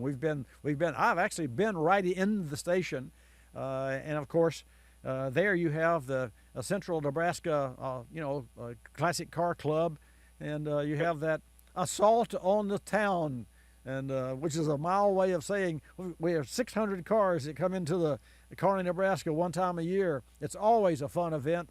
And one of these days, I'm going to make it up that way. But you are right. It was. Well, you were almost right. But I'm going to give you the prize. It's Ernest Sweetland invented the first oil filter. Can you tell me the name of the filter? I cannot tell you the name. Well, you'll be interested to know this. You're familiar with Purolator, right? Yes. Okay. Well, the name Purolator was short for pure oil later, i.e. you've got dirty oil going in the filter, and then you have pure oil later, which is after the filter, and that's where the name Purolator came from, and it was from Ernest Sweetland's invention of the first oil filter. Is that not the coolest thing? I think it is. That is cool. It is. Awesome. I'm going to put you back on hold. And Allison's going to get your information so that we can contact you, and I will send to you a new car. I'll send you a new car. Actually, it's a neat little mouse, and it will take you anywhere that you want to go via the internet and never use any fuel. Okay. So, all right. So hold on. Put him back on hold, if you would. Congratulations to Mark from Nebraska for answering the questions. 888-227-2546 is the number for you to call. Gas prices I've already given you. I'd like for you to get social with me. I'd like for you to like us. Well, like us, you'll love us. Go to facebook.com/Bobby Likis. That's Likis. Twitter.com/Bobby Likis. And Pinterest.com/Bobby Likis. And you can also, and I'll wave to those of you who are on WatchBobbyLive.com. That's WatchBobbyLive.com every Saturday from 10 till noon Eastern Time. And I want to thank you for tuning in to Bobby Likis Car Clinic. Allison will take your call at 888-227-2546. Put you in the queue, and I will put you on the air. On our Pinterest, we have Pinterest boards, which are really kind of neat. It's reality repair. So what we do, we capture pictures of car repair that we are involved in every week, and these are really neat. And we position that with the patient, which is the car, and the symptom, which is the problem, and then the physician, which is the ASE certified technician, and then the cure. And what's really interesting is we had one on recently where Zach Cash, who is one of our ASE technicians, put a timing belt on a V6 engine, and there were 4 different pulleys that all had to be aligned and lined up correctly, and it was a very hard to access area of an automobile. I think he had the radiator out of the vehicle. It's somewhat difficult, and folks with an Audi and some of those cars and VWs, and the Mini Cooper, for instance, and the Audi, there's a work mode where you have to disengage the front of the car and move the bumper and the fascia forward some 4 to 6 inches to gain access to even replace a belt on the automobile. Really sophisticated. I'm going to come back and take your calls. 888-227-2546 and your car question right after this commercial break. History is full of automotive breakthroughs like in-vehicle air conditioning in 1939 and airbags in the 70s. Now Shell is proud to introduce another automotive breakthrough, Shell V-Power Nitro Plus Premium Gasoline, featuring an innovative additive package with patented technology. Shell V-Power Nitro Plus Premium Gasoline protects against all 3 main types of engine performance threats: gunk, corrosion, and wear. Shell V-Power Nitro Plus Premium Gasoline provides the best total engine protection you can buy. It actively cleans intake valves and fuel injectors and shields critical engine parts against future buildup. The result is a cleaner, more efficient engine that will operate at optimum performance. Shell V-Power Nitro Plus Premium Gasoline, proven in industry-standard tests and recommended by BMW M Series. Don't give your engine just any premium gasoline. Choose a breakthrough. Choose Shell V-Power Nitro Plus Premium Gasoline. Learn more at shell.com/US. In the service bay this week is a 2010 Nissan Frontier. According to its owner, fuel economy is down and the vehicle is hesitating upon acceleration. Typically, this model vehicle can suffer from engine deposits for a variety of reasons. With no diagnostic codes or check engine light to work with, engine fuel trim is telling the tale. Our conclusion? Carbon buildup on the throttle body, intake valves, and piston tops. The answer? New Fuel Pro Complete from Motor Medic. Not your everyday fuel system cleaning kit. Fuel Pro Complete cleans both fuel and intake sides of the system. Most fuel system cleaners only clean through the gas tank. Fuel Pro Complete also cleans through the vacuum line. For newer cars, it cleans the top of GDI engines. For older cars, Fuel Pro Complete tackles traditional fuel system cleaning and intake cleaning. Visit FuelProComplete.com for a demo video and port locator with a list of vehicle makes and models. That's FuelProComplete.com. You're listening to Bobby Likis Car Clinic. Telephone tip. From Geico Auto Insurance. When calling Geico to switch your car insurance, you will not need acetaminophen, naproxen, indomethacin, ibuprofen, a cold compress, an on-call acupuncturist, or any other pain remedy. In 15 minutes, you could save 15% or more. If it were any more painless, you could do it in your sleep, which is theoretically possible since we offer complete 24-hour service. Call 1-800-947-AUTO, 1-800-947-AUTO. Geico Direct, the sensible alternative. Some original thinking by Starbucks barista Frank Botex. What I love most is getting customers to smile in the morning. Starbucks is just a place to come and relax, to kick your feet back. I mean, it's a second home. Starbucks is now in a grocery store, and what better way to just become your own personal barista at home? You go to the grocery store, pick up some coffee, take it home, let the aroma take over your body. Your favorite Starbucks coffee, at grocery, at home, at last.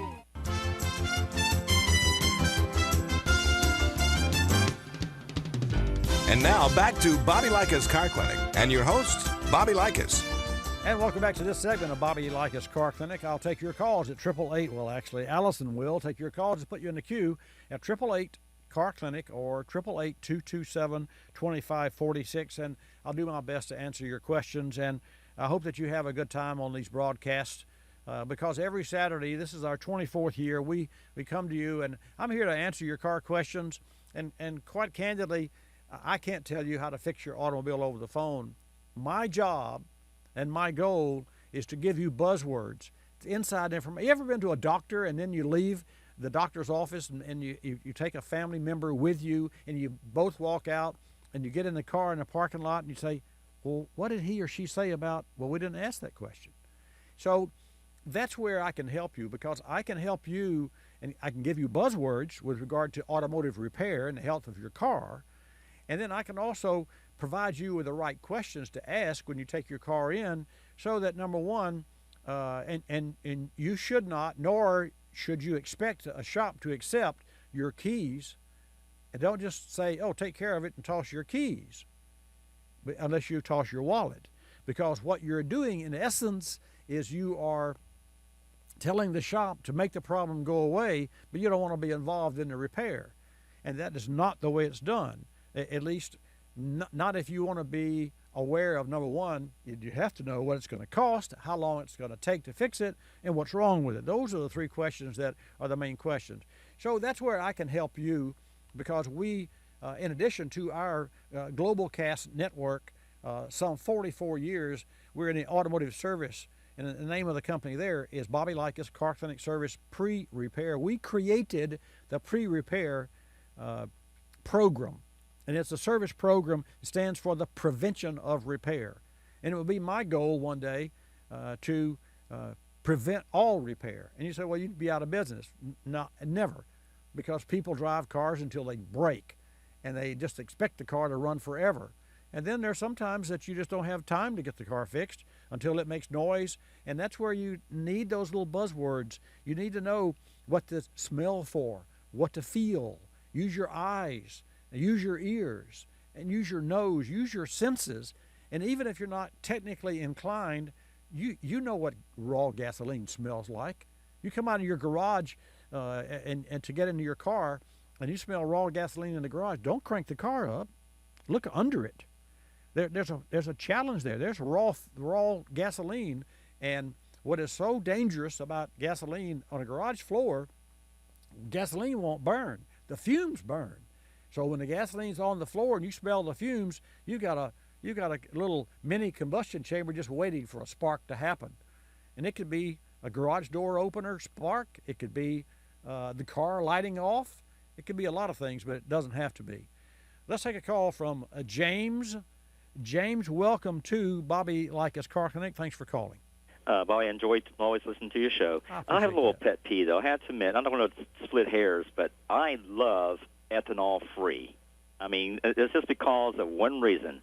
I have a 2005 Chevy Astro. Okay. It was knocking a little bit, and an elderly man came into me and says, James, I want you to do me a favor. You go to this new gas station which just opened up down the street, and they had ethanol free. I put a full tank of ethanol free. I went to Tampa and back, and my engine purrs like a kitten. I'm talking, I mean, as if the engine wasn't even on. I said, this is great. My question is, I asked him why. He says because you have corn that you're giving into your tank. That's what his explain was. But I think you can give me a better explanation. But I was just wondering, why did my car run on ethanol-free a whole lot better? It cost a lot more, but why did it run better on ethanol-free than 10% ethanol? If you got low-grade fuels out there, people will buy what's cheap. And 10% ethanol means it's cheap gas. Is that right? No, it's not.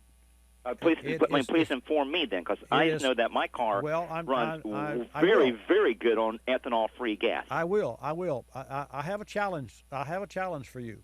You give me your car and your credit card, and not to do anything other than just to buy gas with it. I will challenge you right now. Let me go fill your car up, and you make that same trek, and you not know what I put in your tank, and I will challenge you to tell me whether I put low octane, high octane, straight gasoline, ethanol free, or a blend of ethanol. And James, here's the bottom line. We had years ago lead, which was an octane booster. And there's no question that engines perform on a higher and can produce more power and more compression pressure using higher octane fuels. I mean, that's a given. And that's where lead first came from. But lead was poisonous and you know, it caused cancer. So that's when MTBE came along, and that's where first ethanol was first used. And you're not putting corn. Here's information for your friend. The starch only is used from corn and fermented and made ethanol. It's cooked. It cooks into a beer, and then it's run through molecular sieves to remove all the moisture, and it comes out 200% grain alcohol. So you can drink it. Now, I was just curious why my vehicle did run better though with ethanol-free gas. Well, I'm just wondering why. what It's just a is- question that it I'm is- sure it that is it could be pros and cons, and I'm sure each of your guests that call in, I wouldn't mind listening to them, too, if their points pros and cons, too, because I'm sure there's pros and cons to everything. Well, but absolutely. There's no silver bullet, but number one, ethanol is an oxygenant, and so in areas it burns cleaner than regular fuel. And just for your information, ethanol evaporates at 174 degrees, so there's no trace of ethanol that comes out the tailpipe. But ethanol has 100, and this is the information that you need to know. The refiners of gasoline are refining 84 octane gasoline because it's less expensive than refining 87 octane, and then they take the 113 ethanol, and that's the rating of alcohol, of ethanol, 113, and they put in 10%, and 10% ethanol at 113 rating in 90% of a gallon of gas produces 87 octane, just as 15% E15 produces 88 octane in that same 84 octane fuel. So that's why, number one, the price is reduced at the pump, because ethanol is less expensive, and that's really not what really turns me on, because I don't care what gasoline costs, because I'm a car guy and I want the best performance. But when you look at the best performance, look at what Indianapolis 500 cars run. They run E85, and if you look at NASCAR, they run E15. And so from performance standpoint, ethanol is totally about, not totally, but really that's one of the biggest assets of ethanol. And I would invite other folks to call in. And James, what kind of car do you drive? I had a 2005 Chevy Astro. Okay, let me just say this. It has on board controls that control timing and fuel according to RPM, heat, load, and all that. Correct. And so whenever you put a low-octane gasoline in it, you can retard, the timing will be retarded.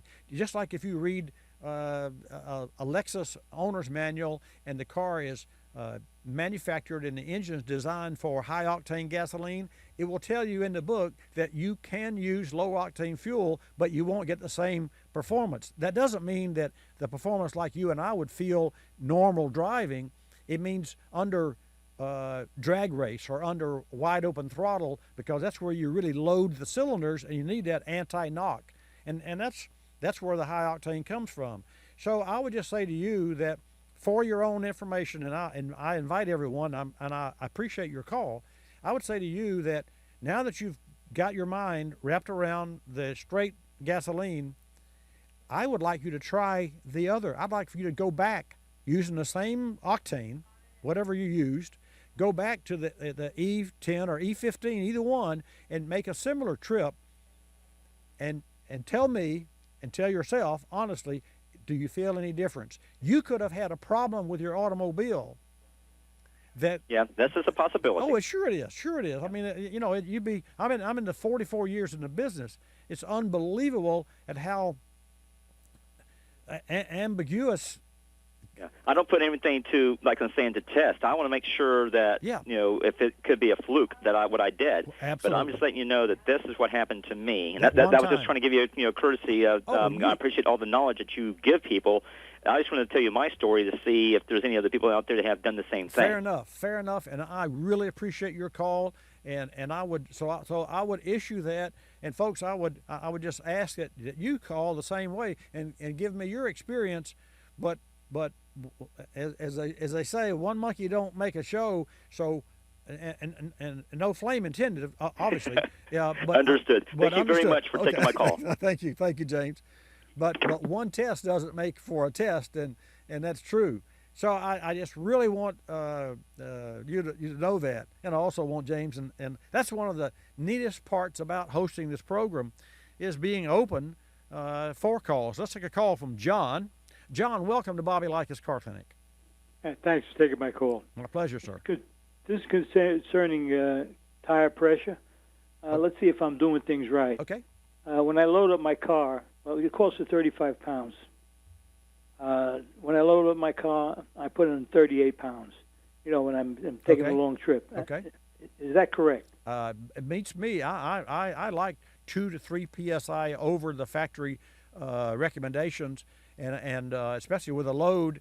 Now, if the maximum load is 35, then you are going a little bit beyond the maximum load as the decal shows on the side of the door. But John, no tires make air. They only lose air. So and this is a practice that I've lived by for years and years and years. If you make it a practice, now if you check tire pressure every week, this wouldn't be necessary, but nobody does, or very few people do. So by checking the tires once a month or once every 6 weeks or once every 5,000 miles, which is you should not, you should check it more often than that, you will find that the tires never make air, they lose air. So if you start out with more air, you're more apt to have that tire run in the sweet spot, i.e. you'll end up with 35, 36, 34 versus 31, 29. You see where I'm going? And especially when you have the first cold wave that comes on, you will find that tires really lose a lot of pressure when the temperature drops, because every 10 degrees will cost you 1 psi of pressure. And folks, I'm going to come back after this break and take your calls at 888 Car Clinic.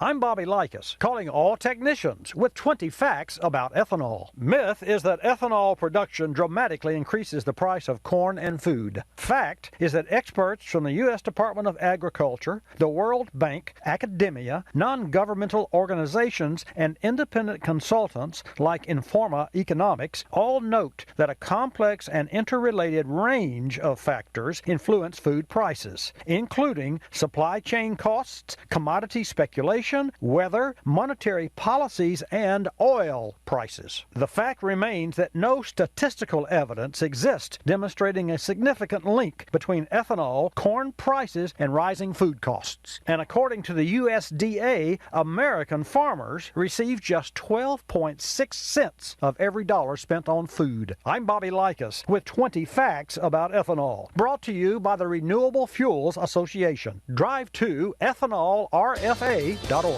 You're listening to Bobby Likis Car Clinic.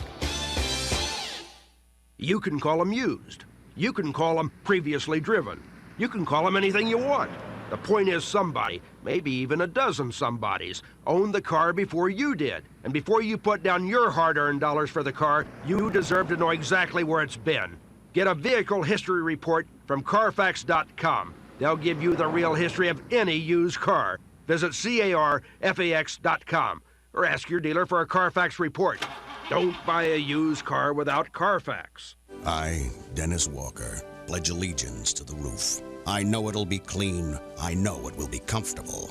And I know that if the phone rings when I'm in the shower, I can just let it ring. For I have voicemail. Red Roof Inn, one room, under budget, with free cable and local calls for all. 98% of Red Roof guests are so satisfied with their visit, they plan to come back. Now that's not just loyalty, that's allegiance. For reservations, call 800-RED-ROOF. We're a land of cynics. We don't believe anything anymore. You know why? Because we've been told we've won $1 million, that it's new and improved, that it slices and dices, that our favorite singer is still alive, that we'll be prosecuted if we cut off the tags, and of course that everything is backed with a 100% money-back guarantee. So when we hear the words customer service, we don't believe it. Travelocity isn't surprised if you're a little skeptical when they say they have excellent customer service, and that there's actually a pleasant face behind this website, a living, breathing person with a supercharged computer full of answers. Someone who's willing to help when you get lost, and most of all, someone that will actually pick up the phone when you call with a question or a concern. Customer service is just another example of how Travelocity puts you in control of travel. Chances are you'll never have to use it, but it's good to know it'll be there if you need it. Travelocity.com. Go virtually anywhere.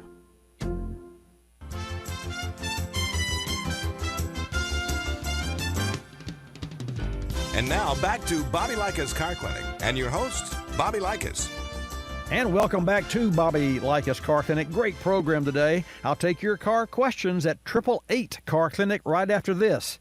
Folks, as Americans, we have some important decisions to make as a nation regarding foreign oil, especially with what's happening in France as we speak.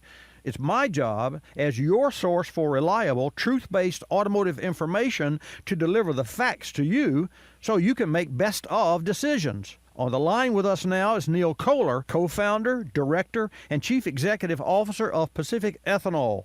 Neil's also a Renewable Fuels Association board member and the director of the California Renewable Fuels Partnership. With over 30 years' experience with ethanol, he's a sought-after speaker on the issue of renewable fuels. Neil, welcome to Bobby Likis Car Clinic. Bobby, thank you very much. My pleasure to be on your show. Appreciate it.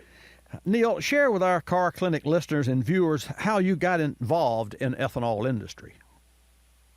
Well, Bobby, you mentioned that concern about oil, and it's timely today with the events in Paris as it was 35 years ago when I graduated from college in 1981, and I had traveled completely alarmed by the dependence on oil. That was when the whole oil shocks of that time and the Iran hostage crisis, and I graduated from school with a political science major and a focus on energy policy with an absolute fervent commitment to do something about that problem. And what can we do to get off of this oil dependence is very dangerous, both from an energy security but also from an environmental standpoint. And that was my commitment. And I started working in the Department of Agriculture in Sacramento, helping farmers produce energy on the farm. And one of our programs was on-farm ethanol. So right there, really the beginning of the the modern ethanol industry in the United States.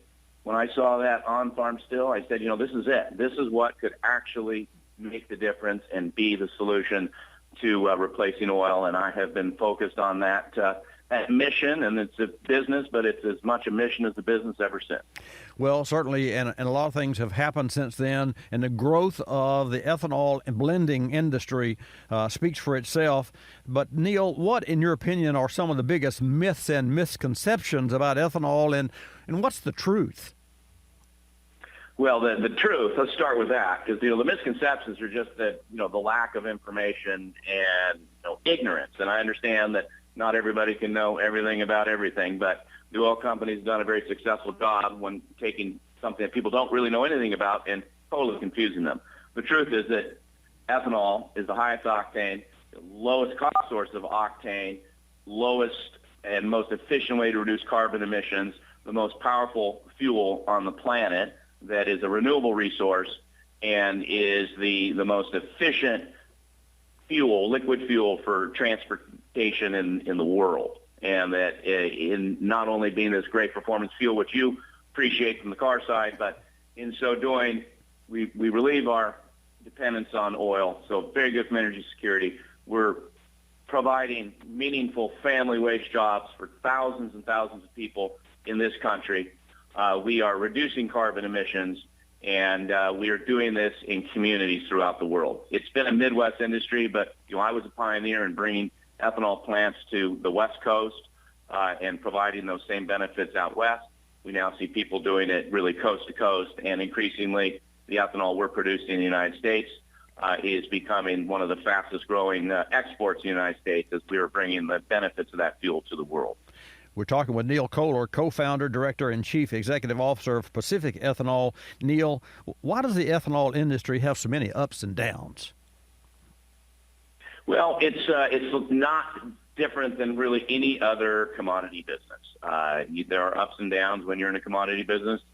In the case of ethanol, you have your input, corn, which has its own commodity market. You have ethanol, which is really more tied to the oil and the gas market. It has its own dynamics. Sometimes those dynamics go in different directions that either augment the opportunity to make money in the ethanol industry. Sometimes it goes the other way and impacts our ability to make a profit.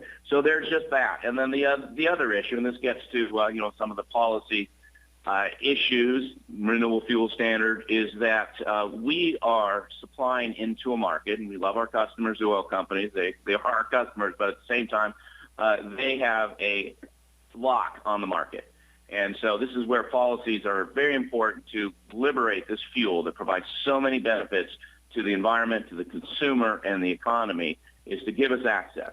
So that's the issue, is that we have an oil industry that, frankly, would rather continue to control that market and not give us fair access. And that is a real issue in terms of the ups and downs, because if we had a more open access to that market, which is what the renewable fuel standard provides, we would have less ups and downs because the benefits of the fuel would be more immediately accessible to the consumer, and the ethanol industry would be much healthier. And obviously the consumer would be much better off. Well, I agree there. So, Neil, tell our Car Clinic listeners and viewers, in your opinion, what will it take for our nation to become oil independent? And does that mean that we don't use oil products at all? I mean, how far do we go? Well, that's a long-term question, and ultimately I think we can be entirely independent of oil. But we're definitely of the view that it's going to take time. It's going to take not just ethanol. It's going to take very efficient engines. It's going to take other fuels, electricity, renewable natural gas, biodiesel. And so if you look at the efficiency equation, we get cars that can run more efficiently with higher octane fuels, and that's where ethanol has a very important role to play. By delivering that 113 octane fuel, we can get engines with higher compression ratios. So from just a pure efficiency standpoint, it's very practical to reduce by 50% the amount of petroleum we use. And now you have a reasonable market share where ethanol and the other alternatives can take up the slack and provide that other 50%. We need policies like the renewable fuel standard. We have from California, where our company is headquartered, and we have a low carbon fuel standard, which also kind of doubles down on the renewable fuel standard to provide incentives for companies like ours to continue to invest, to bring these fuels to market, so we can deal with that very large challenge of replacing petroleum products in the United States. Neil Kohler, co-founder, director, and chief executive officer of Pacific Ethanol. Neil, you mentioned early on you're a graduate with a degree in political science. The EPA, the Environmental Protection Agency, as we all know, is set to finalize the rule for the renewable volume obligations for the renewable fuel standards that you just mentioned in less than 2 weeks. I started to say in a perfect world, but we don't live in a perfect world. But what would you hope that the EPA will do? Well, I would hope that the EPA would implement the law, because that is their duty. And there's a law that absolutely says we need to increase the amount of renewable fuels on an annual basis, and that with conventional fuels like ethanol from corn, that we get to 15 billion gallons. We were supposed to be there this year. And in their proposed rule, it was 13.4. So in that perfect world, and in a world where they're abiding by the law of the land, we would be at 15 billion gallons. We can produce more than that. So the opportunity for this industry to bring those benefits to the economy and to the environment are there, and that's what the EPA should be doing. Now, I don't believe they will, but we are cautiously optimistic that there will be an increase from what they propose, and our biggest concern is their methodology. And if they continue to say that we can't get to 15 billion gallons because of this so-called blend wall, which is really what we call restraint of trade in terms of access to the market, because we know that cars can blend in certain markets where you have the infrastructure. We're there to be able to blend 15% and ultimately higher, 27% in Brazil, no problem, same cars doing very well. If the EPA gets off of their methodology, that the reason they're holding it back is because of a blend wall, which there is no legal authority for them to do that based on supply, because we have the supply and we can bring those benefits to the economy. So our biggest hope is that the numbers are one thing, and they should be moving to those numbers and supporting the development of then the new advanced biofuels that we as a company are working on as well, cellulosic ethanol, but that they abandon this methodology of saying they are holding back because of the inability to blend more than 10%. That's basically, handing the keys to the oil industry and undermines the entire intent of the RFS. So we're looking more to how they nuance the methodology than the absolute numbers. Well, it makes a lot of sense. Neil Kohler, co-founder, director, and CEO of Pacific Ethanol. Neil, in closing, a website where our Car Clinic listeners and viewers can go for more information? Pacific Ethanol, it's one word, .com. We're the largest producer, marketer of ethanol, low-carbon ethanol in the western United States. Recently acquired some plants in the Midwest, so we now are the 6th largest ethanol producer and marketer and have a real focus on bringing the most efficient, lowest carbon ethanol to the market. And folks, that's pacificethanol.com. Neil, thanks again for joining us today on Bobby Likis Car Clinic. I appreciate your candor. I appreciate your mission and value your opinions. Thanks again for joining us and for sharing the truth and the facts with our Car Clinic listeners. Bobby, it's been my pleasure, and I really appreciate your efforts as well. Hope to be able to talk to you again and your listeners. And it is really great, folks, to have someone that knows the business and is in the business. And to that end, I'm going to go right back to the phones because we do have several calls. I want to get to all of the calls between now and the end of this hour. DJ, you've held, and I appreciate your patience. Welcome to Bobby Likis Car Clinic. Hi, Bobby. How you doing today? I'm fine, sir. Thank you. Thanks for asking. You know, I have to agree with you on the ethanol. Driving a 13 Tundra, and just for giggles, I put a tank of 91 octane, I believe it was, non-ethanol gas, and drove the truck, and I noticed no difference at all. However, in small engines, got a camper, run a generator, and that carburetor just went to pieces on ethanol. Put a new carburetor on it, run nothing but 91 octane, no ethanol gas in it. All my small engines, in fact. And it's first tug, it's running, and it has never given me a problem since. You know, synthetic oil and all that, but all my small engines, my ATV, my lawnmowers, gas, chainsaws, any of that stuff. Up here in the Northeast, a lot of guys run sleds. That's all they use, and they swear by it. Again, you know, with an automobile engine, I see no difference, but I see a big difference in small engines. They just seem to run so much better, and I don't really have an answer why, but they do in my experience. And DJ, your experience, I thank you. Not to cut you off because I've got other calls, but the reason that the small engine on your generator, and I too have a motorhome or had one for 10 years, is that that's a fixed jet carburetor and it's tuned for gasoline.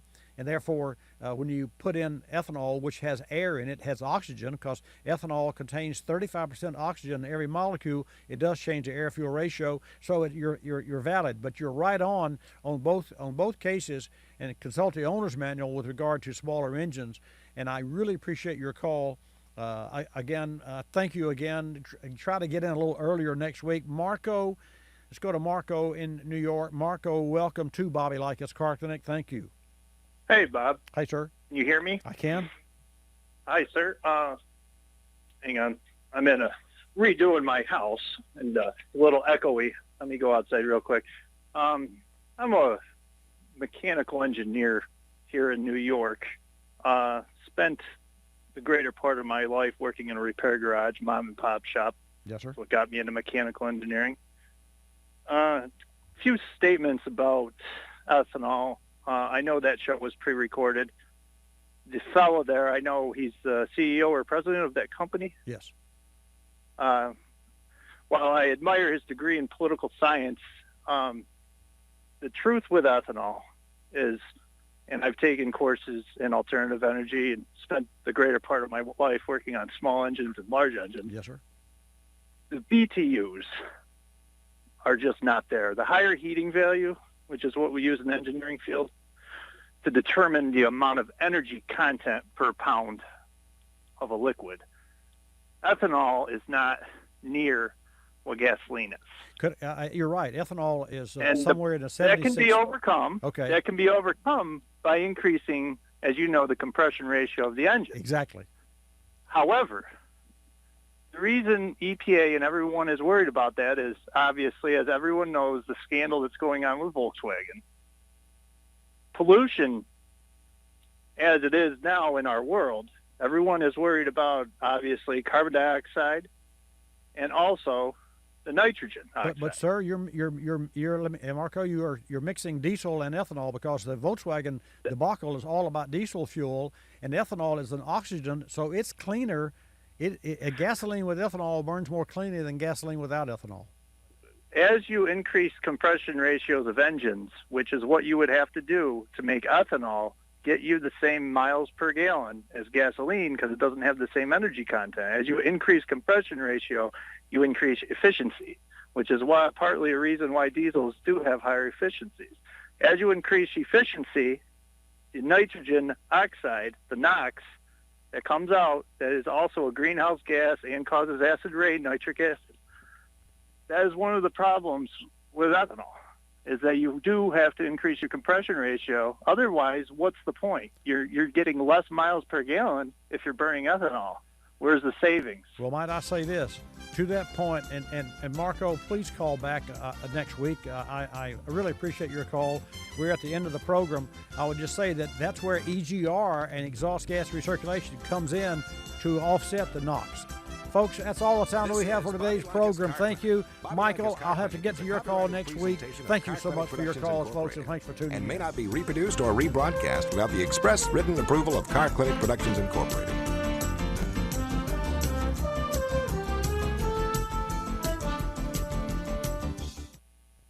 When it comes to your car battery, you expect it to work. Turn the key and go. Thanks to PowerFrame Grid technology, you can count on your battery to be there start after start. Batteries with PowerFrame Grid technology provide superior cranking power with up to 70% better electrical flow than other grid designs. Look for the PowerFrame logo on the outside of your next battery. It means true strength on the inside. Visit PowerFrame.com to find a retailer near you. That's PowerFrame.com. What's grinding you? Your brakes? Don't succumb to that daily grind. Stop it with Carlson. Whether you're a DIYer or a brake professional, choose Carlson quality brake hardware kits for the highest quality materials and processes. Carlson controls the design, engineering, and manufacturing of all their brake hardware, ensuring proper fit and performance. Why risk your brake job with inferior brake hardware that may not fit or perform properly? Eliminate the risk by asking for Carlson quality brake hardware kits for every brake job. You're listening to Bobby Likis Car Clinic. P. Ricey Outfitters, I'm Tina. How can I help you? I'd like to place an order. Great. Which item? The cotton roll neck sweater, large. Okay. Periwinkle, Loden, or caramel? The caramel, please. The what? I'd like it in caramel. Oh, the caramel? Yeah, that's what I said, Tina. Actually, you said caramel when it's pronounced caramel. Can't we just call it yellow? No. Everyone knows the best part of a Milky Way. They just don't know how to say it. After all, it's our caramel. It's caramel. Ugh, that makes a Milky Way great. You start my morning, you stir my soul, you warm my heart, make me feel whole. Your aroma calls me, starts my morning, happy morning. Your name is Focus Mountain